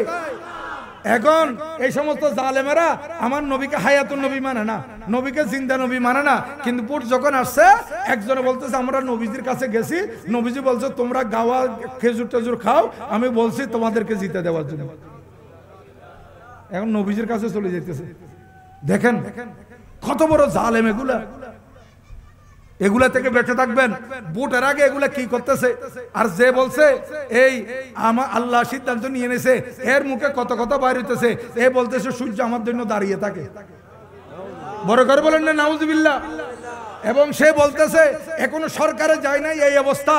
এ বলতেছে যে আমাকে পুলিশকে দেখা দাও না, আমাকে ধরার জন্য পুলিশ আমাকে সেলুট করবে, বলবে যে বারবার টাইগার আসি গেছে, কি হয়ে দেয় কি রয়্যাল বেঙ্গল টাইগার না কি একটা হই, নিজরে নিজের তারিফ নিজে করে দিতে ইয়াতুন বড় ফল আর কে নেই, ইতে নিজরে নিজে খাবিল কর দে, নিজে নিজে কর আই এলে আই টাইগার আই এরকম ওই রকম পাগল।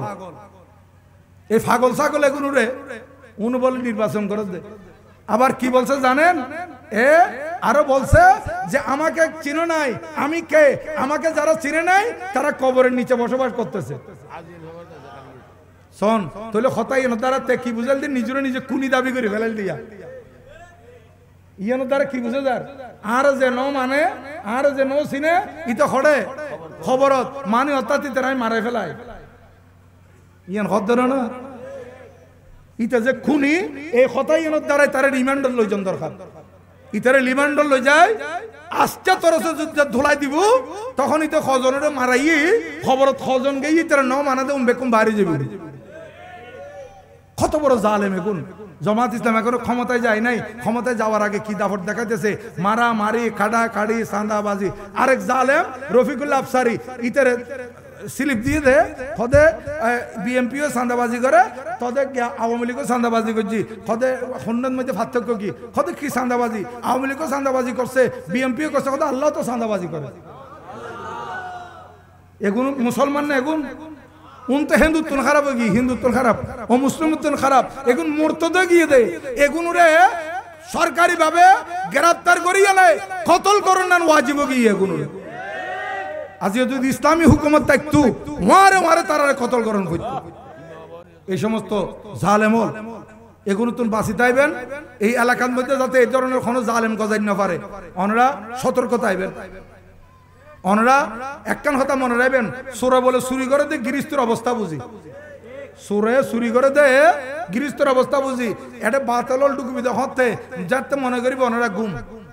আজি ওনারা চেতন, ওনারা কি চেতন।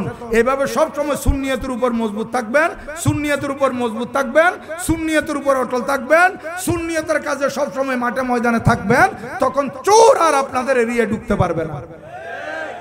ওই চোর মানে এগুলা এমনে চোর থেকে আরো মারাত্মক, এমনে চোর এরা তো আপনার ঘরের কিছু নিয়ে যাবে, যে এই সমস্ত চোরেরা আপনাদের ইমান নিয়ে যাবে। এই ইমানের চোর এটা আপনার ডাকাত, এমনি রাস্তায় যারা ডাকাতি করে ঘরে যারা সিং দেয়, এদের থেকে আরো বড় মারাত্মক ডাকাত আর চোর হচ্ছে এই বাতিল ফারকার মৌলবীরা। এগুলা থেকে বেঁচে থাকবেন। যাই হোক, আমি তো কথা অনেক বাড়াই ফেলতেছি, আমি মূল কথায় চলে আসতেছি। আমাকে যে সাবজেক্ট দিয়েছে সেটা হচ্ছে শানে আউলিয়া। শানে আউলিয়া কিসের আলোকে? কোরআন এবং সুন্নাহর আলোকে। আজকে সুন্নাহ মানে হাদিস শরীফ, হাদিস শরীফে যাইতে পারবো না, আজকে শুধুমাত্র কোরআন শরীফ থেকে কিছু আলোচনা করব। আমি বলবো আপনাদের খেদমতে, কোরআন শরীফে ইমানের কথা আছে, কোরআন শরীফে রোজার কথা আছে, কোরআন শরীফে নামাজের কথা আছে, কোরআন শরীফে হজ যাকাতের কথা আছে, কোরআন শরীফে সদকা খায়রাতের কথা আছে, কোরআন শরীফে মা বাপ মানার কথা আছে, এতিমকে সাহায্য করার কথা আছে, বিধবাকে সাহায্য করার কথা আছে, জনগণের খেদমতের কথা আছে। যেই কোরআনে সব কিছু আছে, সেই কোরআনের মধ্যে আল্লাহর ওলিদের শানও আছে। আল্লাহর ওলিগণের কি আছে? শান আছে। আজকে যে সমস্ত জালেমেরা আমরা মাজার শরীফে গেলে মাজার পূজারি বলে, আজকে মনে রাখবেন এই তারা মাজার পূজারি আমাদেরকে বলতে বলতে পূজায় গিয়ে তারা পূজা করছে, পূজায় গিয়ে তারা কি করছে, এমন এমন বট বনে ফরদিন কি হয় দে মন্ত্র গীতা, এখন বনাইয়ে তারা লানত দিয়া শুরু করছে। বনাইয়ে কদে কদে ইতারা তার বাত মারি ফেলে বুঝের, ইতারা তো আত্মন আরো সুন্দর পরে। আই হায় হায়, কোরআন শরীফ পড়তে দিলে ভুল পড়েন নি, গীতা পড়তে তো সুন্দর করি। আফসোস মুসলমান, এই জালেমদের থেকে বেঁচে থাকবেন। আমার আল্লাহ আল্লাহর ওলিদেরকে কত ভালোবাসেন, আল্লাহর ওলিদেরকে আমার আল্লাহ বন্ধু হিসেবে গ্রহণ করে নিয়েছেন। এরা আল্লাহ তাআলার নিকটবর্তী হয়ে গেছেন, এরা আল্লাহ তাআলার প্রিয় হয়ে গেছেন। এদেরকে শান দিয়েছেন আমার আল্লাহ, মান দিয়েছেন আমার আল্লাহ, মর্যাদা দিয়েছেন আল্লাহ। এদেরকে দুনিয়াতে এবং আখিরাতে সুসংবাদ দিয়েছেন কে? আল্লাহ সুবহানাহু ওয়া তাআলা সুসংবাদও দিয়েছেন এদের জন্য। এবং আমার নবী ইরশাদ করেন, দুনিয়াতে তো আছে তাদের শান, হাসরের ময়দানে যেদিন আমরা উঠব সেদিন দেখব আল্লাহর ওলিগণ এরা কোথায় কোথায় কোথায়, শাহিনশাহ বগদাদ কোথায়, গরিব নওয়াজ রাদিয়াল্লাহু তাআলা কোথায়, খাজা বাহাউদ্দিন নকশবন্দ কোথায়, মুজাদ্দিদ আল-ফিসানি রহমাতুল্লাহ আলাইহি কোথায়, শের বাঙ্গাল রহমাতুল্লাহ আলাইহি কোথায়, হযরতে আমানত শাহ রহমাতুল্লাহ আলাইহি কোথায়, হযরতে শাহজান আলিয়া, হযরতে ইয়াসিন আলিয়া, হযরতে মৌসান আলিয়া, হযরতে চারপর আলিয়া, হযরত কিবলা গৌসুল আজম মাইজ ভান্ডারী, বাবাজান কিবলা গৌসুল আজম মাইজ ভান্ডারী, হযরতে শাহজালাল সিলেটি ইয়ামানি, চট্টগ্রামের 12 আলিয়া, বাংলার 360 আউলিয়া, পৃথিবীর সমস্ত ওলিরা এরা কোথায় কোথায় কোথায়। দুনিয়াতে তাদের অনেক শান দেখেছিলাম। আমার নবীজি ইরশাদ করেন উম্মত শুধু দুনিয়াতে নয়, আল্লাহ পাক কিয়ামতের দিন ওলিদের কেমন মর্যাদা দান করবেন। লাহুম মুনাবিরুম মিন নূর। আমার নবীজি ইরশাদ করেন ওই ওলিদের জন্য কিয়ামতের ময়দানে আমার আল্লাহর পক্ষ থেকে নূরের মিম্বর তৈয়ার থাকবে। কিসের মিম্বর? নূরের। আপনাদের মসজিদে, জুমা মসজিদে খতিব সাহেব খুতবা দেয়, মিম্বর গাছের, মিম্বর মাটির, মিম্বর এসএস স্টিলের, মিম্বর মোজাইক করা, মিম্বর টাইস করা, বিভিন্ন ভাবে মিম্বর তৈরি করা হয়েছে। কিন্তু পৃথিবীর কোথাও নূরের মিম্বর আছে? নাই। কিন্তু হাসরের ময়দানে আল্লাহর ওলিগণের জন্য কিসের মিম্বর থাকবে? নূরের মিম্বর। আর মানুষ নফসি নফসি করবে আর আল্লাহর ওলিরা নূরের মিম্বরে বসে থাকবে। এই শান ওনাদেরকে কে দিয়েছেন? এই মর্যাদা ওনাদেরকে কে দিয়েছেন? আল্লাহ। আর দেশত কথা আছে দে, হঠাৎ দাতায় দান করে কেশিয়ারের ফেট ফাড়ে, দাতায় দান করে কেশিয়ারের পেট পাটে। দাতা মনে করেন এই মির্জাপুর এলাকার একজন কোটিপতি মানুষ, শত শত কোটি টাকার মানুষ ঢাকায় থাকে। এই মির্জাপুরের একজন গরিব মানুষ কোন রকমের ঠিকানা নিয়ে পৌঁছে গেছে, বদ্দা আই মির্জাপুর তো নাসি দি আর মাইয়া ও ক্যান্সার আর ডাক্তার হয়ে দে এলে টিয়া খরচ গরম করিব, এখন আত্মচারটা টিয়া নাই, গরিব মানুষ আই ক্যাঙ্গ মাই ওনার কাছে আসছি দি, তখনই ব্যাখ্যান সিরিপ লিখে দিই। কারণ কোটি কোটি টাকার মালিক ওরা কি কোটি টাকা পকেটে নিয়ে ঘুরে না, অফিসে ক্যাশের মধ্যে আছে, ব্যাংকের মধ্যে আছে, ক্যাশিয়ারের কাছে আছে। তখন একটা সিকিউর লিখে দিয়েছেন বাহককে 2 লক্ষ টাকা প্রদান করা হোক, লেখে স্বাক্ষর করে দিছে। আচ্ছা কত তুই কেন কেশত যাও এবার সিলিভিয়ান দিলে তোর 2 লাখ টাকা দিবে লাগবে, কারণ বস হাজারতে লিখে দিয়ে নদী পারিব না, কেশিয়ার অবশ্য দম করিব। কিছুক্ষণ পর আরেকজন কি বদ্দা আমি মির্জাপুর তো আসছি দি আই বড় অভাবী মানুষ আর ফসারে লেখাপড়া করেন না পারি, আই কেন যে মাত্র টিয়া পয়সা নাই, তখনই বলে কিন্তু বাহককে 1 লক্ষ টাকা দেওয়া হোক। ইয়েন সোতাইন যাই না জমই, তারপরে খতম বাদ আর উগাইছি কত বদ্দা আর মাইয়ের বিয়ে, আই গরিব মানুষ বিয়ে উঠাই না পারেন, তারপরে লিখে দিয়ে বাহককে 1 লক্ষ টাকা দেওয়া হোক। এখন ফইলে দিয়ে 2 লাখ, তারপরে দিয়ে 1 লাখ, তারপরে দিয়ে 1 লাখ, খোলা কই 4 লাখ দিয়ে দখনে বস কোটিপতি মির্জাপুরের কৃতি সন্তান পয়সাওয়ালা মানুষ ইবে দান করিয়ে এনে খুশি হয়ে গিয়ে আজ আরে আল্লাহ দিয়ে বলি আই আর মির্জাপুরের মানুষরে উগরে 2 লাখ দিতারির, উগরে 1 লাখ দিতারির, উগরে 1 লাখ দিতারির, আত্ম নতালে খত্তুন দিতাম, ইবে দিয়ে নে কি হই খুশি হই, ওখানে দিয়ে নে কি হই খুশি হই। এখন ই বেটিয়া ক্যাশিয়ারের কাছে আছে দে, ক্যাশিয়ারে সোতা কিন দেখিয়ে নিতে ফেট ফাড়ি যাবে। টিয়া কি ক্যাশিয়ারের না মাতো না, টিয়া খার মালিকুর, টিয়া খার মালিকুর টিয়া ক্যাশিয়ারে সোতা দেখিয়ে নে, সিরকুটি কিন দেখিয়ে নে, ইতাতে 4 লাখ টাকা দিতে সময় ইতার ফেট ফাড়ি যাবে। একতা লেখতে দাতায় দান করে ক্যাশিয়ারের ফেট ফাড়ে, ওবে দিয়ে নে খুশি, আর ইতে ইবে টেউন দিতু যাই নিতে ফেট ফাড়ি যার। ইয়ো আল্লাহর ওলিদের শান দিয়ে দেখনে, আল্লাহ আল্লাহ নবীর মর্যাদা দিয়ে দেখনে, আল্লাহ শান দি, আল্লাহ মর্যাদা দি, আল্লাহ আর নবীর এলমে গায়েব দি, আল্লাহ আর নবীর হাজার নাজর তৌফিক দি, আল্লাহ আর নবীর নবীর ইমাম বানাই, আল্লাহ আর নবীর মর্যাদা দান করছে, অসংখ্য মর্যাদা আল্লাহর ওলিদের সম্মান দিয়ে, আল্লাহর ওলিয়র আল্লাহদের সেবায়ে কেরামরা আল্লাহ দান করেন, আর নবীর আল্লাহ দান করেন, আর ওয়াবি মওদুদির ফেট ফাড়ি যাবে। মাঝুদি ফেট ফাড়াতে খারার বাত হলর, কিন্তু আল্লাহর নবীর আল্লাহ মর্যাদা দান করছি, আল্লাহর নবীর আল্লাহ এলমে গায়েব দান করছি, আল্লাহর নবীর আল্লাহ হাজার নাজার সুযোগ দিই, আল্লাহর ওলিয়র আল্লাহ এরকম মর্যাদা দিই, একিন কইলে আর সুন্নি হলের অন্তর খুশি হয়ে যায়। খুশি হয় না মুসলমান? একটু দর্শক পড়েন সলাতুনিয়া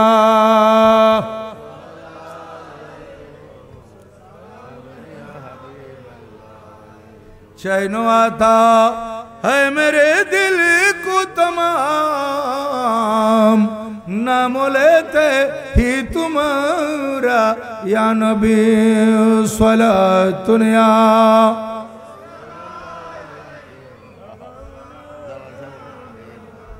मरते दम अगर देख लो चेहरा शरीफ जिंदगी हो वे दोबारा या नबी सलातुनिया।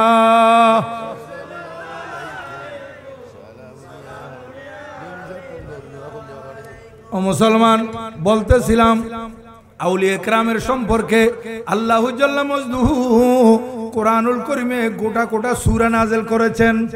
বড় করে বলুন সুবহানাল্লাহ। আল্লাহর ওলি শানে কোরআন শরীফে সূরা আছে সূরা মরিয়ম। সূরা কার শানে? ওলিয়ার শানে। এইবার দেখেন কোরআনুল কারীমের তৃতীয় নম্বর সূরা সূরা আলে ইমরান 12 তৃতীয় আয়াত নম্বর 35 থেকে 39 পর্যন্ত তেলাওয়াত করেন। সেখানে দেখবেন আল্লাহু জাল্লা মজদুহু আল্লাহর ওলির আলোচনা করেছে। আর একটু সামনের দিকে যান, সূরা ইউনুস। এগুলো মনে রাখবেন, এগুলো রেকর্ড হচ্ছে। আল্লাহর ওলির শান আল্লাহ পাক কোথায় কোথায় বর্ণনা করেছেন দেখেন। বিভিন্ন আয়াতে তো করেছেন, পুরো পুরো সূরা নাযিল করেছেন। সূরা ইউনুস আয়াত নম্বর 62, 63, 64 কয়টি বলেন না কয়টি? আপনি একটু এদিকে মনোযোগ দেন। আয়াত নম্বর 62, 63, 64 সূরা ইউনুস। সূরা ইউনুস সূরা নম্বর 10 পারা 11। মুসলমান সেখানে আল্লাহ জাল্লা শানহু আল্লাহর ওলির পরিচয় দিয়েছেন, আল্লাহর ওলির শান বর্ণনা করেছেন, আল্লাহর ওলির জন্য দুনিয়া এবং আখিরাতের সুসংবাদ সেটা বর্ণনা করেছেন। এরপর আরেকটু সামনের দিকে যান, 15তম পারা কোরআনুল কারীমের 15তম পারা। এই 15তম পারার মধ্যে একটি সূরা আছে সূরা বনী ইসরাইলের পরপর। সেই সূরার নাম হচ্ছে সূরাতুল কাহফ। কি বললাম? সূরা কাহফ। এই সূরা কাহফের মধ্যে আল্লাহ সুবহানাহু ওয়া তাআলা 3 জায়গায় আল্লাহর ওলিদের আলোচনা করেছেন। কয় জায়গায়? আমাদের দেশে বাতিল ফেরকারা আল্লাহর ওলির শান দেখতেছে না। দেখেন একটি সূরার মধ্যে 3 জায়গায় আল্লাহর ওলির শান। সূরা কাহফ এটা হচ্ছে 15তম পারা এবং 16 পারা গিয়ে শেষ হয়েছে। এই সূরার প্রথমে 9 নম্বর আয়াত থেকে 26 নম্বর আয়াত পর্যন্ত তেলাওয়াত করেন, ধারাবাহিক তেলাওয়াত করে যান। তাফসীরে যাইতে হবে না, ডাইরেক্ট টেক্সটের মধ্যে, ইবারতের মধ্যে, আয়াতের মধ্যে পাবেন 7 জন ওলির আলোচনা। কয়জন? 7 জন আল্লাহর ওলির আলোচনা। এই 7 জন আল্লাহর ওলির আলোচনা কোরআন শরীফে আল্লাহ পাক করেছেন। এরা আমাদের নবীজি দুনিয়াতে তশরিফ আনয়ন করার আরো 1 বছর 2 বছর নয়, এরা নবীজি দুনিয়াতে তশরিফ আনয়ন করার আরো 900 বছর আগে দুনিয়াতে এসেছে। কয় বছর আগে? 900 বছর আগে দুনিয়াতে আসছেন। এরা রোম সাম্রাজ্যের বসবাস ছিল। সেখানে একজন জালেম বাদশা দকিয়ানুস, সে যখন নিজেকে খোদা দাবি করছে, মানুষদের থেকে সজদা চাইতেছে, তখন 7 জন আল্লাহর ওলি এই জালেম থেকে বাঁচার জন্য পাহাড়ের দিকে চলে গেছিল। কোন দিকে? সেখানে 3 জন এই বাদশার মন্ত্রীও ছিলেন। কিতাবের মধ্যে এদের নাম আসছে, বিভিন্ন ভাবে আসছে। আমি যেটা মুখস্থ করছি সেটা হচ্ছে হযরতে ইমলিখা, হযরতে মাকসালমিনা, হযরতে শাহনুস, হযরতে দাবারনুস, হযরতে মারতুস, হযরতে কশাফতি ইউনুস, হযরতে কশতুনস রাদিয়াল্লাহু তাআলা আনহুম। কয়জন? 7 জন আল্লাহর ওলি। এরা পাহাড়ি এলাকায় চলে গেছে এই জালেম বাদশা থেকে বাঁচার জন্য। তখন তারা একটা পাহাড়ে গিয়ে পাহাড়ের গুহায় যখন রাত্রে ঘুমিয়েছে, সকালবেলা উঠে গভীর থেকে গভীরে চলে যাবে। কিন্তু আমার আল্লাহ বলেন তোমাদের কার কোথাও যেতে হবে না, এই গর্তের মধ্যে আমি তোমাদেরকে রেখে দেব। একটানা এই গুহার মধ্যে ঘুমিয়েছিলেন 309 বছর। এটা হাদিস শরীফ নয়। আলে হাদিসরা এটাকে দুর্বল বলার জন্য।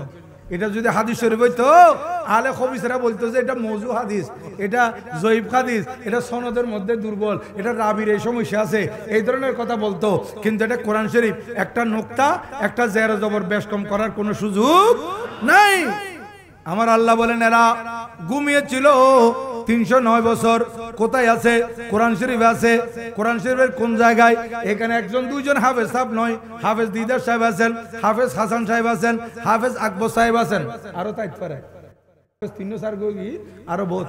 আমাকে একটু আপনারা সাহায্য করবেন। কোরআনুল কারীম সূরাতুল কাহফ আয়াত নম্বর 25 মনে রাখবেন। আয়াত নম্বর কত? 25 ওয়ালাবিসু ফি কাহফিহিম সালাসা মিআতিন সিনিনা ওয়াজদাদু তিসআ। আমার আল্লাহ বলেন এরা গুহার মধ্যে 309 বছর ঘুমিয়েছিল। কি আমার আল্লাহ বলতেছেন ঘুমিয়েছিল, এরা কি মারা গেছে না, ঘুমের মধ্যে ছিল 309 বছর। তো যে সমস্ত জালেমেরা আল্লাহর ওলির বিরুদ্ধে বলে তাদেরকে বলবেন তোমরা তো ওলির শানে বেয়াদবি করো, কোরআন শরীফ খুলো, 15 পারা উল্টাও, সূরা কাহফে যাও, 25 নম্বর আয়াত ধরো, তেলাওয়াত করো, আমাকে অর্থ বলো। তখন সে বলবে যে এরা 309 বছর ঘুমিয়েছিল।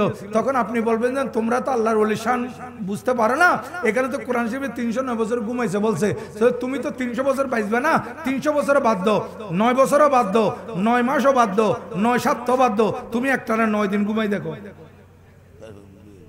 একটানা 9 দিন ঘুমাই দেখো, ফারান খন্দি যাইব বুঝিতে পারত। আর এরা ঘুমিয়েছিল কয় বছর? 309 বছর। আর এদেরকে এরা যখন ঘুমালো, এরা যখন শুয়ে পড়লো, আমার আল্লাহর কুদরতের ইচ্ছা এরা 309 বছর ঘুমাবে, আবার পরবর্তীতে আবার ঘুমাবে কিয়ামত পর্যন্ত। কিয়ামতের আগে এদের ইন্তেকাল হবে, এদের কি হবে? ইন্তেকাল হবে। এখন যে এরা ঘুমাবে, এখন এদের গুহার উপর দিয়ে যদি প্রতিদিন সূর্য যায়, সূর্যের তাপ এদের গায়ে পড়বে না? বলে না পড়বে না?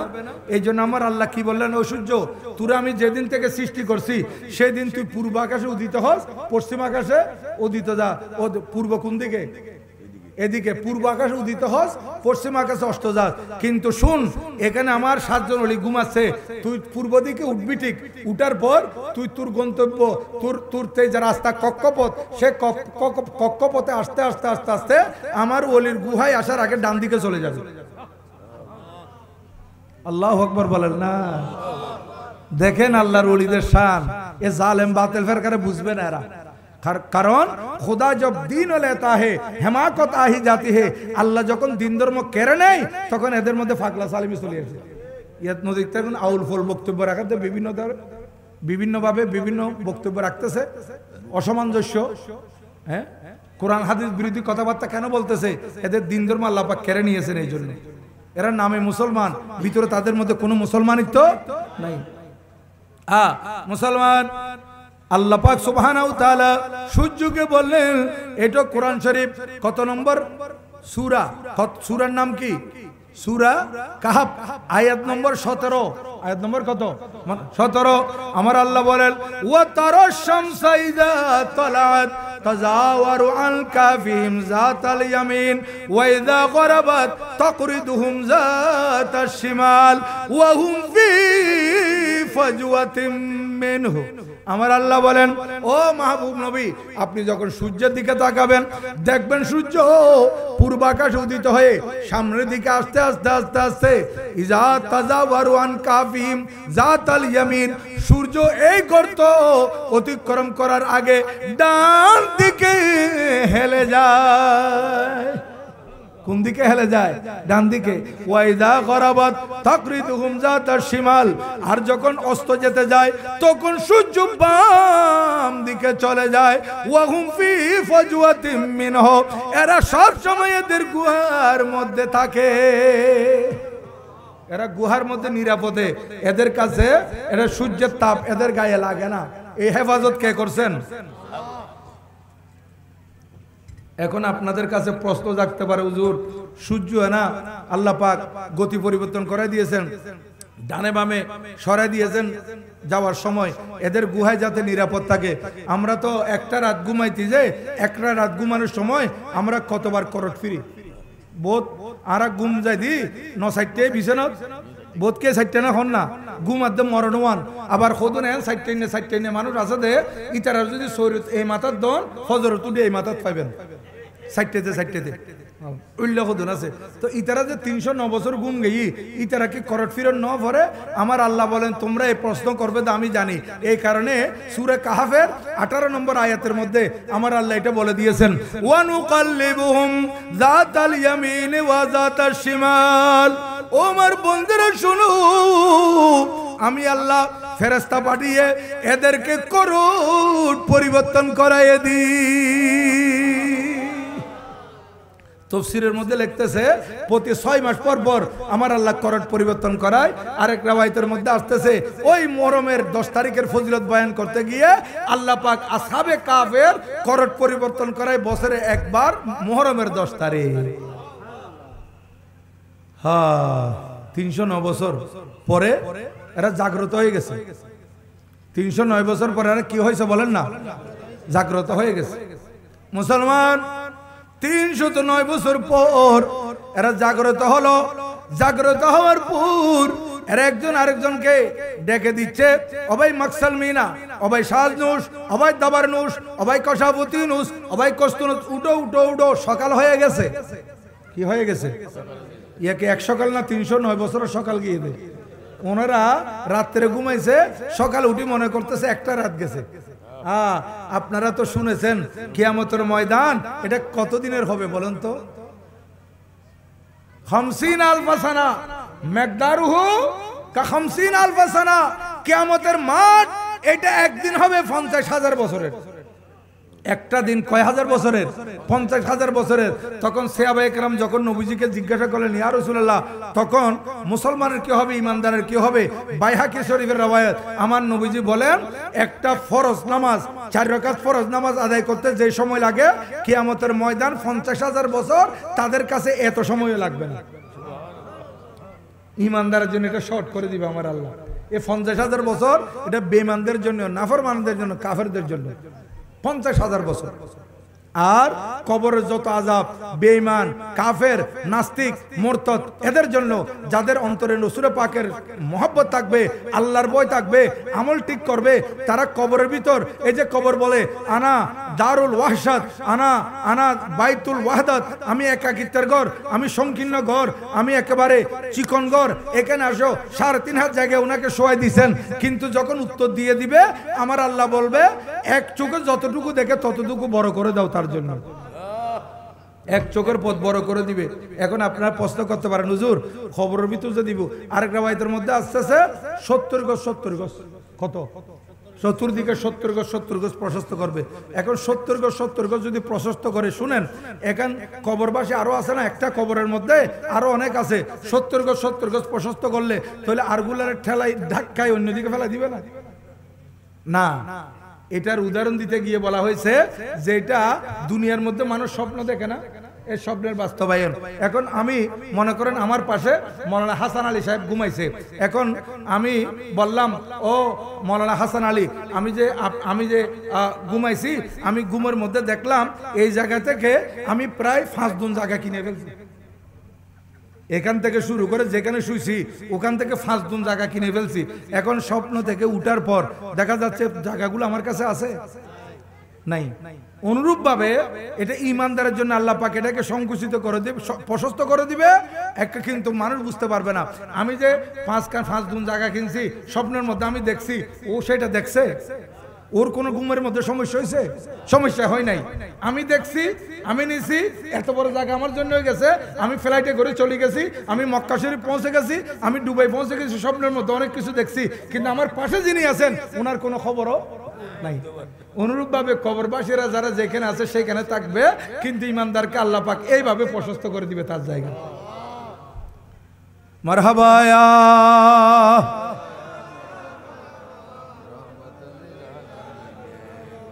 মুসলমান বলতেছিলাম, এই আসহাবে কাফ যখন ঘুমিয়েছিলেন, ঘুমানোর পর এরা যখন জাগ্রত হলো, জাগ্রত হয়েছেন সকালবেলা, ঘুমিয়েছেন সন্ধ্যাবেলা, সকালবেলা উঠে একজন আরেকজনকে দেখতেছে। নিজেকে তো নিজে দেখতেছে না, আমাকে দেখতে হলে গ্লাস লাগবে, আয়না লাগবে, কিন্তু আমি তো আরেকজনকে দেখতেছি। আমি যখন আরেকজনকে দেখতেছি, ওনার কোনো দাগ থাকলে, ওনার কোনো সমস্যা থাকলে, ওনার কোনো ভালো কিছু থাকলে, এগুলা সব দেখতেছি। তখন ওনারা একজন আরেকজনের দিকে যখন তাকাচ্ছে, দেখতেছে দাড়ি মুবারক লম্বা হয়ে গেছে। দাড়ি মুবারক কি হয়ে গেছে? লম্বা হয়ে গেছে। নখ মুবারক গুলো লম্বা হয়ে গেছে। একজন আরেকজনকে বলতেছে, ফাকালা কায়লুম মিনহুম কাম লাবিস্তুম। একজন আরেকজনকে বলতেছে কতক্ষণ ঘুমাইছো রে ভাই, দাড়ি কেন এত লম্বা হয়ে গেছে? আমরা তো ঘুমাইছিলাম গত রাত্রে, সকালবেলা উঠে গেছি, এত লম্বা দাড়ি, এত লম্বা নখ, চেহারা আরো সুন্দর হয়ে গেছে, কারণ কি? কম লাবিস্তুম ক্বালু লাবিসনা ইয়াওমান আও বাদা ইয়াওম, একদিন অথবা একদিন থেকে আরো কম। ওনারা বলতেছেন ভাই একদিন থেকে আরো কম যদি হয়, একদিনও যদি হয়, একদিনও তো দাড়ি এত লম্বা হয় না, নখ এত লম্বা হয় না। তখন ক্বালু রব্বুকুম আ'লামু বিমা লাবিস্তুম, বাড়াবাড়ি করার দরকার নাই, বাইরে আমরা তর্কাতর্কি করব না, আল্লাহ ভালো জানে আমরা কতদিন ঘুমাইছি,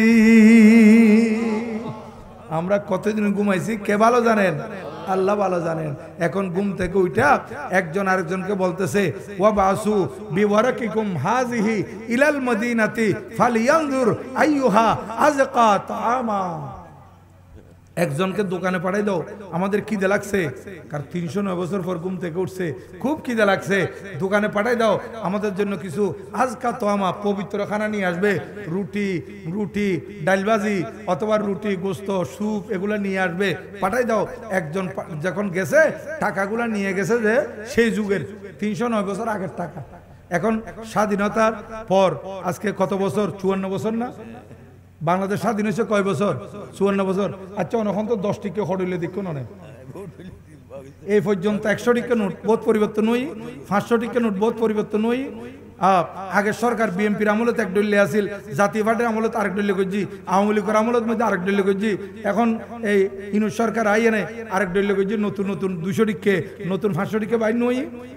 তো বিভিন্ন সময় টিয়ার পরিবর্তন হই না নই, তাহলে এই 54 বছর যদি এতবার পরিবর্তন হয়ে যায়, 309 বছরের মধ্যে খবর পরিবর্তন হয়ে, রাজা 14 বদলি, বাদশা বদলি তো কজন? 14 জন। এবার 15 নম্বরের মধ্যে আইসে দে এবার বাদশা বেদুরুস, ওবে আসলে দকিয়ানুস মুসলমান।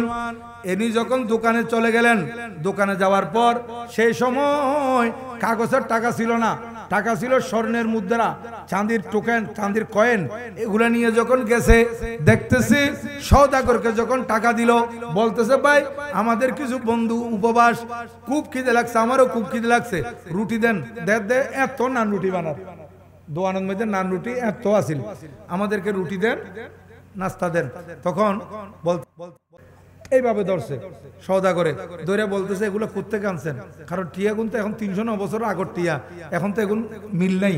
বলতেছে নিশ্চয়ই আপনি কোনো গোপন সম্পদ পাইছেন, এগুলো কোনো গোপন সম্পদ হবে, আপনি আমার কাছে নিয়ে আসছেন, শুনেন ভালো ভালো বলতেছি, অর্ধক আপনার অর্ধক আমার, দোয়ানদারে অর্ধক কার অর্ধক অনর, তৈলে আমি সরকারের হইতেন না, আন্ন তাই সরকারের হই দিব, পুলিশ আইলো যাবে গুই তাড়াতাড়ি হ শিখে যাও খতুন ভাইও খদে না তারা ফোরু লই এনে করতুন বার হই দি আরো টিয়া গুণ আর টিয়া খদে না এখন টিয়া চলত দে গুণ সো তোমার গুণ করলে আর গুণ করলে শেষ পর্যন্ত বাড়াবাড়ি করতে করতে বাদশা পর্যন্ত খবর গেছে। সেই সময় তো বাদশা পর্যন্ত খবর যাওয়া এত টাফ ব্যাপার ছিল না, জনগণও বেশি ছিল না। বাদশা পর্যন্ত খবর গেছে যে অমুক জায়গার মধ্যে একজন লোক আগের যুগের টাকা নিয়ে আসছে, তার কাছে কতগুলো টাকা আছে আল্লাহ জানে, আপনারা এটা ব্যবস্থা করেন। সওদাগর যখন বলে দিছে, পুলিশ আইসা ওনাকে ধরে নিয়ে গেছে বাদশার কাছে। বাদশা বলতেছে আপনার নাম কি? বলে আমার নাম এমলিখা। আপনার নাম বাবার নাম কি? তখন বাবার নাম একটা বলছে। দাদার নাম কি? দাদার নাম একটা বলছে। বলছে আমাদের কাগজের মধ্যে এগুলার সিটের মধ্যে দেখো এই ধরনের নাম বাপ দাদার নাম আছে কিনা। তখন তালাশ করে দেখতেছে সিটের মধ্যে তাদের কোনো নাম নাই। তখন বলতেছে আপনার বাড়ি কোথায়? বলে আমার বাড়ি অমুক জায়গায়। বাড়ি দেখা দিতে পারবেন? হ্যাঁ দেখা দিতে পারবো, আসেন। বাদশা সহ সাথে মন্ত্রী মিনিস্টার অসংখ্য লোক নিয়ে ওই বাড়িতে গেছে। বাড়িটা তখন রুকুতে যাওয়া অবস্থা। পুরাতন বাড়ি হলে বেড়ার ঘর, অনেক সময় পুরান ঘর কি হয়ে যাবি খাইতে না যাবি না, খাইতে কি রুকুত গেই রুকুত। এখন বলতেছে এটা আমার ঘর। বাদশা বলতেছে এখানে কে আছে দেখো তো, কে আছে দেখো, নক করো, টুকা দাও। দরজায় যখন টুকা দিছে তখন দেখতেছে একটা বুড়া বাড়িছে, বুড়া মানুষ। বুড়া দেখ কিতে বললে লেখা দিবে, আর বুড়ো হইবে জায়গা নাই। বুড়ো হইবে জায়গা না মানে করলে করতে পারেনি। সামডা টামডা তো বেকি লুজ হয়ে গিয়ে গই, সগুর বাইল পাতা আরা আল্লাহর হুকমে তুলির বোয়ায়, তুলির ফেলায় ইবে কিন্তু খনাইকের সাহেবের সময় তিনা আতেন করে তুলি দম করে লুজ হয়ে গিয়েছে।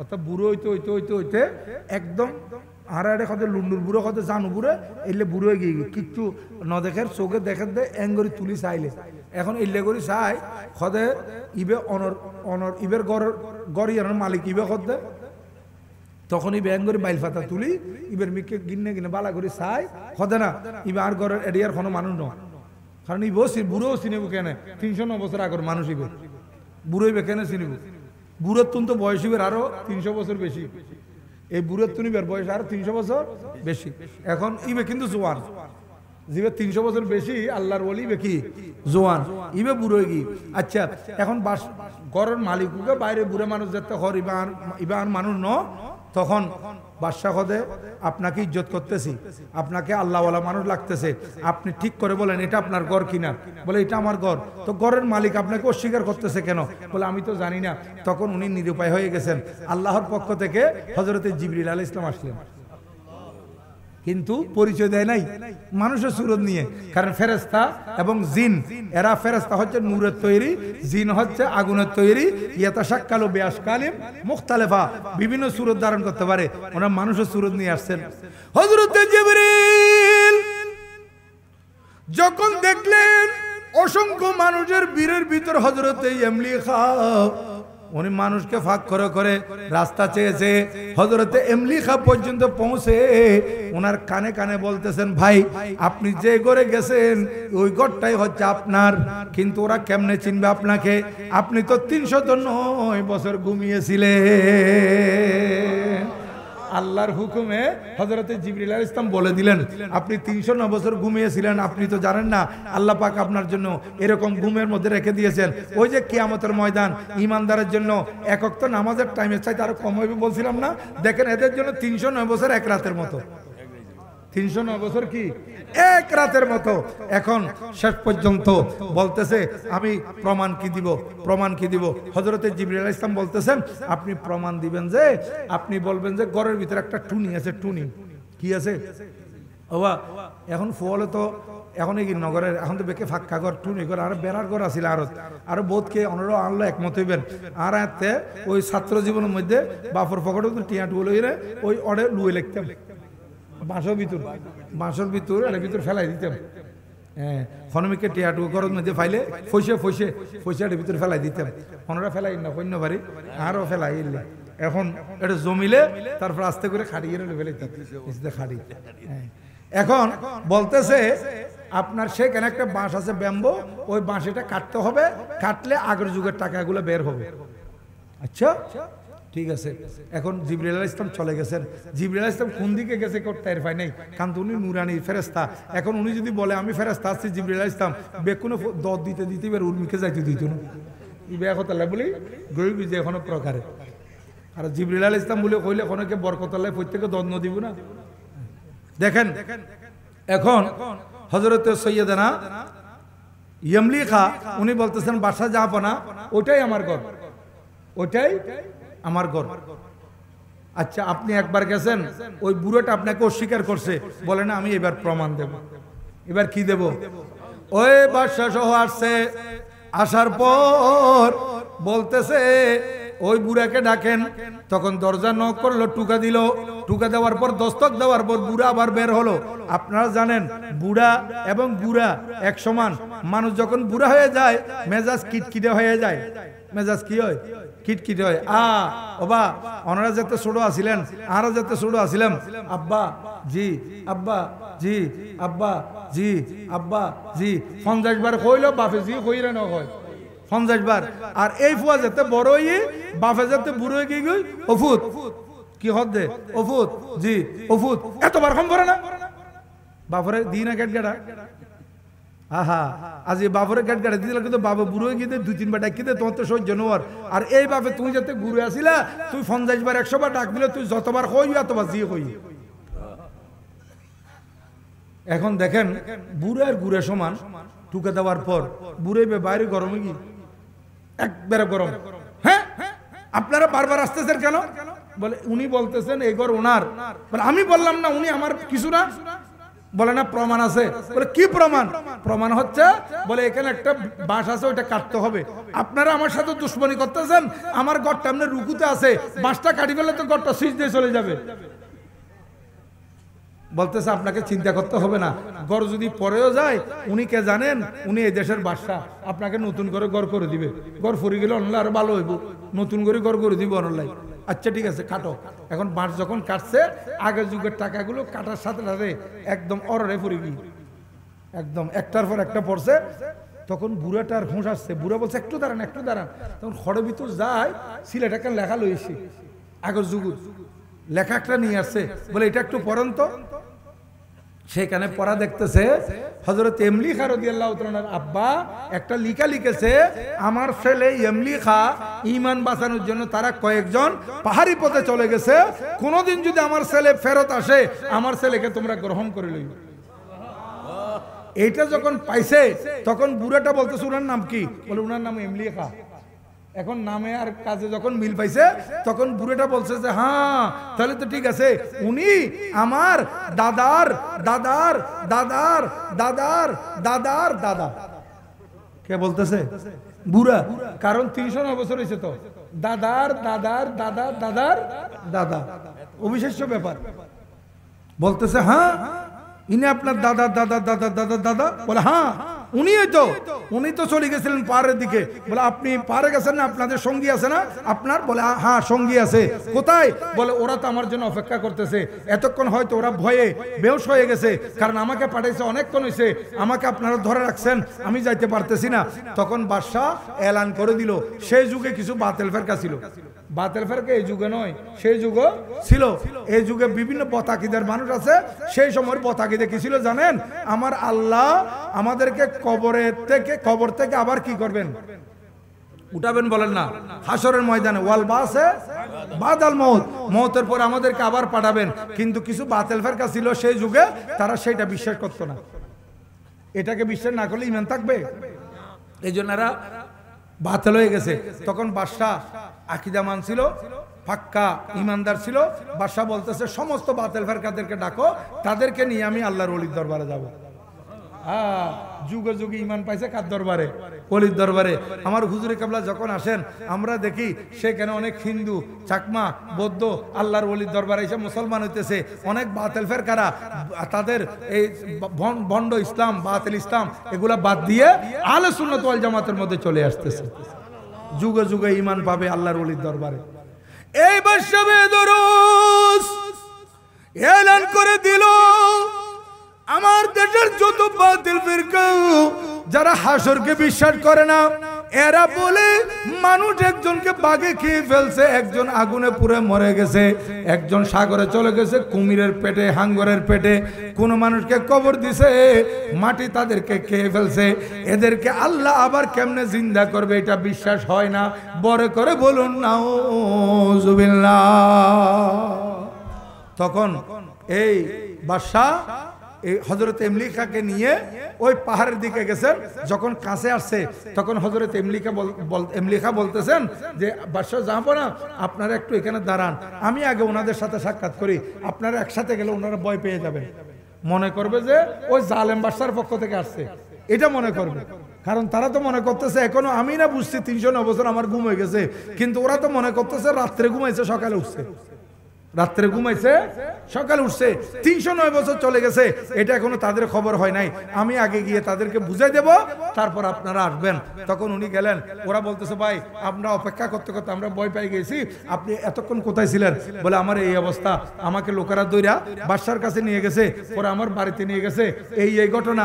এখন বাদশা সহ অনেক মানুষ আছে আপনাদেরকে দেখার জন্য।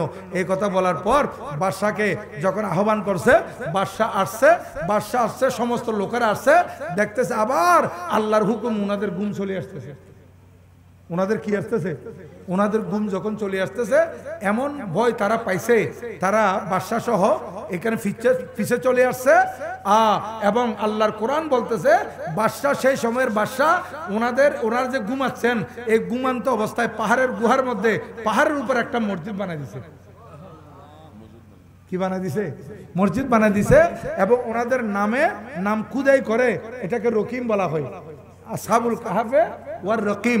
রকিমের এক অর্থ হচ্ছে ওনাদের খুদাই করা পাথরের মধ্যে খুদাই করা নামসহ পাথর, এটা লাগাই দিছে যাতে কোনোদিন মানুষ আসলে ওনাদের ব্যাপারে জানতে পারে, বুঝতে পারে। মুসলমান বাদশা বললেন, ও বাতিল ফেরকারা শুনো, তোমরা যে বলো আল্লাহ পাক কিয়ামতের দিন সবাইকে উঠাইতে পারবে না, এত মানুষকে কেমনে একত্রিত করবে, এই ক্ষমতা আল্লাহর কাছে নাই, নাউজুবিল্লাহ। তোমরা যে এই কথা বলো, দেখো দেখো দেখো এই 7 জন আল্লাহর ওলি একটানা 309 বছর ঘুমিয়েছে। কয় বছর? বছর। তখন সমস্ত বাতিল ফেরকারা বুঝে গেছে যে হ্যাঁ আল্লাহ পাক এই যে 7 জন বান্দাকে 309 বছর ঘুমের মধ্যে যে আল্লাহ রাখতে পারে, সেই আল্লাহ কিয়ামতের দিন সবাইকে একত্রিত করতে পারে। তাহলে এদের এই বেঈমানরা ঈমান পাইছে কার দরবারে? আল্লাহর ওলির দরবারে। যাই হোক, আমি আর আগের দিকে যাচ্ছি না, আরো সামনের দিকে গেলে আল্লাহর ওলির অনেক আলোচনা সূরা মরিয়মের মধ্যে আছে। সূরা নমলের আমি যে আয়াত তেলাওয়াত করছি সেদিকেও যাইতে পারি নাই, রাত তো অনেক হয়ে গেছে। ইনশাআল্লাহ ভবিষ্যতে আল্লাহ পাক যদি কোনো সময় সুযোগ দেয়, আমিও যদি বেঁচে থাকি, আমার বলার সুযোগ থাকে এবং আমার বলার শক্তি থাকে, সেই সময় আমি আপনাদের সামনে ইনশাআল্লাহ সূরা নমলের খুব সুন্দর আলোচনা, ওখানে শুধু আয়াত পরে পরে অনুবাদ করা, শুধু আয়াত পরে পরে আলোচনা করা, সেদিকে আলোচনা করার সুযোগ হলে বলবো। আল্লাহ পাক সুবহানাহু ওয়া তাআলা আজকের মাহফিলকে কবুল আর মঞ্জুর করুন, সবাই বলুন আমিন। আমি প্রথম দিকে আপনাদেরকে বলছিলাম কবরের কথা স্মরণ রাখতে হবে, হাসরের কথা স্মরণ রাখতে হবে, আল্লাহর সামনে যে দাঁড়াবো এটাকে খেয়াল রাখতে হবে এবং আল্লাহ তাআলার ভয় কলবের মধ্যে রাখতে হবে। তাইলে আমরা সঠিক পথে চলতে পারবো, অন্যায় করতে পারবো না, অন্যায়ের পথে যাইতে পারবো না, কোনো খারাপের পথে যাইতে পারবো না, বাতিল ফেরকায় যোগ দিতে পারবো না। আমরা সবসময় সোজা পথে থাকবো। কবরের কথা স্মরণ করলে, আল্লাহর সামনে উঠতে হবে সেটা স্মরণ করলে, এবং সাথে রাতে আমাদের অন্তরে যদি আল্লাহর ভয় থাকে, রসুল পাক সাল্লাল্লাহু আলাইহি ওয়াসাল্লামের প্রেম থাকে, আপনারা বড় ভাগ্যবান। আপনাদেরকে আল্লাহ পাক সুবহানাহু ওয়া তাআলা সুন্নি মুসলমানের ঘরে জন্ম দিয়েছে, কোনো বাতিল ফেরকার ঘরে আপনাদের জন্ম হয় নাই। আপনার কত বড় খুশ নসিব, আপনারা নবী প্রেমিকদের ঘরে আসছেন, আপনারা মুসলমান সুন্নি মুসলমানের ঘরে জন্ম লাভ করছেন। এই জন্য যদি আমরা রাত দিন সিজদায় পড়ে আল্লাহর দরবারে দোয়া করি, তারপরে শুকরিয়া আদায় করতে পারবো না। আমরা ইন্ডিয়া পাকিস্তান বিভিন্ন জায়গায় সফর করি, সেখানে দেখি আর এরা স্টিকার লাগাই দেয়। স্টিকার আমাদের এখানে বিভিন্ন সময় কাগজ স্টিকার লাগায় না, স্টিকার লাগাই যে বাসের মধ্যে, কারের মধ্যে, ঘরের মধ্যে, দুয়ারের মধ্যে, টেবিলের মধ্যে, দরজায় স্টিকার লাগায়। ওরা কি লাগায় জানেন? ওরা এরকম স্টিকার লাগাইতে গিয়ে বলে ফখর সে কহো কে হাম সুন্নি মুসলমান হ্যাঁ। এটা অহংকার করে বলতে পারবা আমরা সুন্নি মুসলমান। আল্লাহ পাক এমন দয়া আমাদেরকে করেছেন, কোন ওয়াহাবি, কোন মওদুদি, কোন তবলিগি, কোন রাফেজি, কোন খারেজি, কোন শিয়া, কোন মুতাজিলা, কোন ভাই, কোন আগাই, কোন জবরিয়া, কোন কদরিয়া, কোন আলে হাদিস, কোন আলে কোরআন, কোন চক্রালবি, কোন নাইজেরি, কোন তাতারি, কোন ইসমাইলিয়া, কোন গুরাবিয়া, যত বাতিল ফেরকা আছে, কোন বাতিল ফেরকার অন্তর্ভুক্ত আমাদেরকে করে নাই, কোন বাতিল ফেরকার ঘরে আমাদেরকে পাঠায় নাই। আল্লাহ পাক আমাদের দাদাকেও সুন্নি রেখেছেন, আমাদের বাপকেও সুন্নি রেখেছেন, সে সুন্নি ঘরে আমাদেরকে আল্লাহ পাক পাঠাইছে। এই জন্য যদি রাত দিন সিজদায় পড়ে থাকি, আল্লাহর শুকরিয়া আদায় করে শেষ করতে পারবো না যে আল্লাহ পাক দয়া করে, মেহেরবানি করে আমাদেরকে জান্নাতি দলের অন্তর্ভুক্ত করেছেন। আহলে সুন্নাত ওয়াল জামাত এটাই একমাত্র জান্নাতি দল। বাকি যত বাতিল ফেরকা আছে এরা জাহান্নামী। এটা হাদিসে পাক মিশকাত শরীফের 30 পৃষ্ঠার মধ্যে আছে, এটা আবু দাউদ শরীফের হাদিস। আল্লাহ পাক সুবহানাহু ওয়া তাআলা আমাদেরকে সুন্নিয়তের উপর অটল থেকে, আকীদার উপর অটল থেকে, আল্লাহর ভয়, রাসূল পাকের মহব্বত, আহলে বাইতের মহব্বত, সাহাবায়ে কেরামের মহব্বত, আউলিয়া কেরামের মহব্বত অন্তরে জাগরিত করে দুনিয়ার মধ্যে নেক আমল করে এই দুনিয়া থেকে যাওয়ার তৌফিক দান করুন। এবং যারা আজকে প্রায় এখানে 12, 13, 14 বারই মিলে এই মাহফিলের আয়োজন করেছেন, আমি প্রত্যেক বাড়ির লোকদের শুকরিয়া আদায় করতেছি। বিশেষ করে বুলবুলি বাপের বাড়ি না, হ্যাঁ বুলবুলি পাড়া, এই বুলবুলি পাড়ার লোকদের আমি শুকরিয়া আদায় করতেছি। ও আব্দুল মালিক চেয়ারম্যান সাহেব আমার সাথে বড় মহব্বত ছিল। উনি প্রথমে আমাদের জামিয়ার পাশে বিবিরাটে একটা শেফা ফার্মেসি করতেন, শেফা ফার্মেসি, যে জামিয়া ছাত্র শেফা ফার্মেসি করতেন। আমাদের সাথে বহু হৃদ্যতা ছিল, পাক্কা সুন্নি ছিলেন। আলহামদুলিল্লাহ, আল্লাহ পাক ওনার কবরকে জান্নাতুল ফেরদৌসের বাগান বানিয়ে দিন, আমিন। এবং যত এই এলাকার যত মুরব্বী মা বোন দুনিয়া থেকে বিদায় নিয়েছেন, যত মুরব্বী পুরুষ দুনিয়া থেকে বিদায় নিয়েছেন, আল্লাহ পাক এই মাহফিলের সওয়াব তাদের কবরে কবরে পৌঁছিয়ে তাদের কবরকে জান্নাতুল ফেরদৌসের বাগান বানিয়ে দিন, আমিন। এবং যারা বেঁচে আছেন তাদেরকে আকীদায়ে আহলে সুন্নাত ওয়াল জামাতের উপর বেঁচে থেকে, ন্যায়ের উপর থেকে, কোরআন সুন্নাহ মোতাবেক আমল করে সুন্দর জীবন যাপন করে পরকাল যাতে সুন্দর হয় সেই তৌফিক তাদেরকে দান করুন আমিন। তারা যারা এই মাহফিলের জন্য টাকা দিয়েছেন, পয়সা দিয়েছেন, খেদমত করেছেন, দেশের হোক প্রবাসের হোক, যারা যেখান থেকে টাকা পয়সা দিয়ে আজকে এদের এই কমিটিকে এগিয়ে নিয়েছেন, এই মাহফিল উপহার দেওয়ার জন্য সুযোগ করে দিয়েছেন, আল্লাহ পাক তাদের টাকা পয়সার দানকে কবুল করুন আমিন। ওয়ামা আলাইনা ইল্লাল বালাগ। ওয়াসসালামু আলাইকুম ওয়া রাহমাতুল্লাহি ওয়া বারাকাতুহু।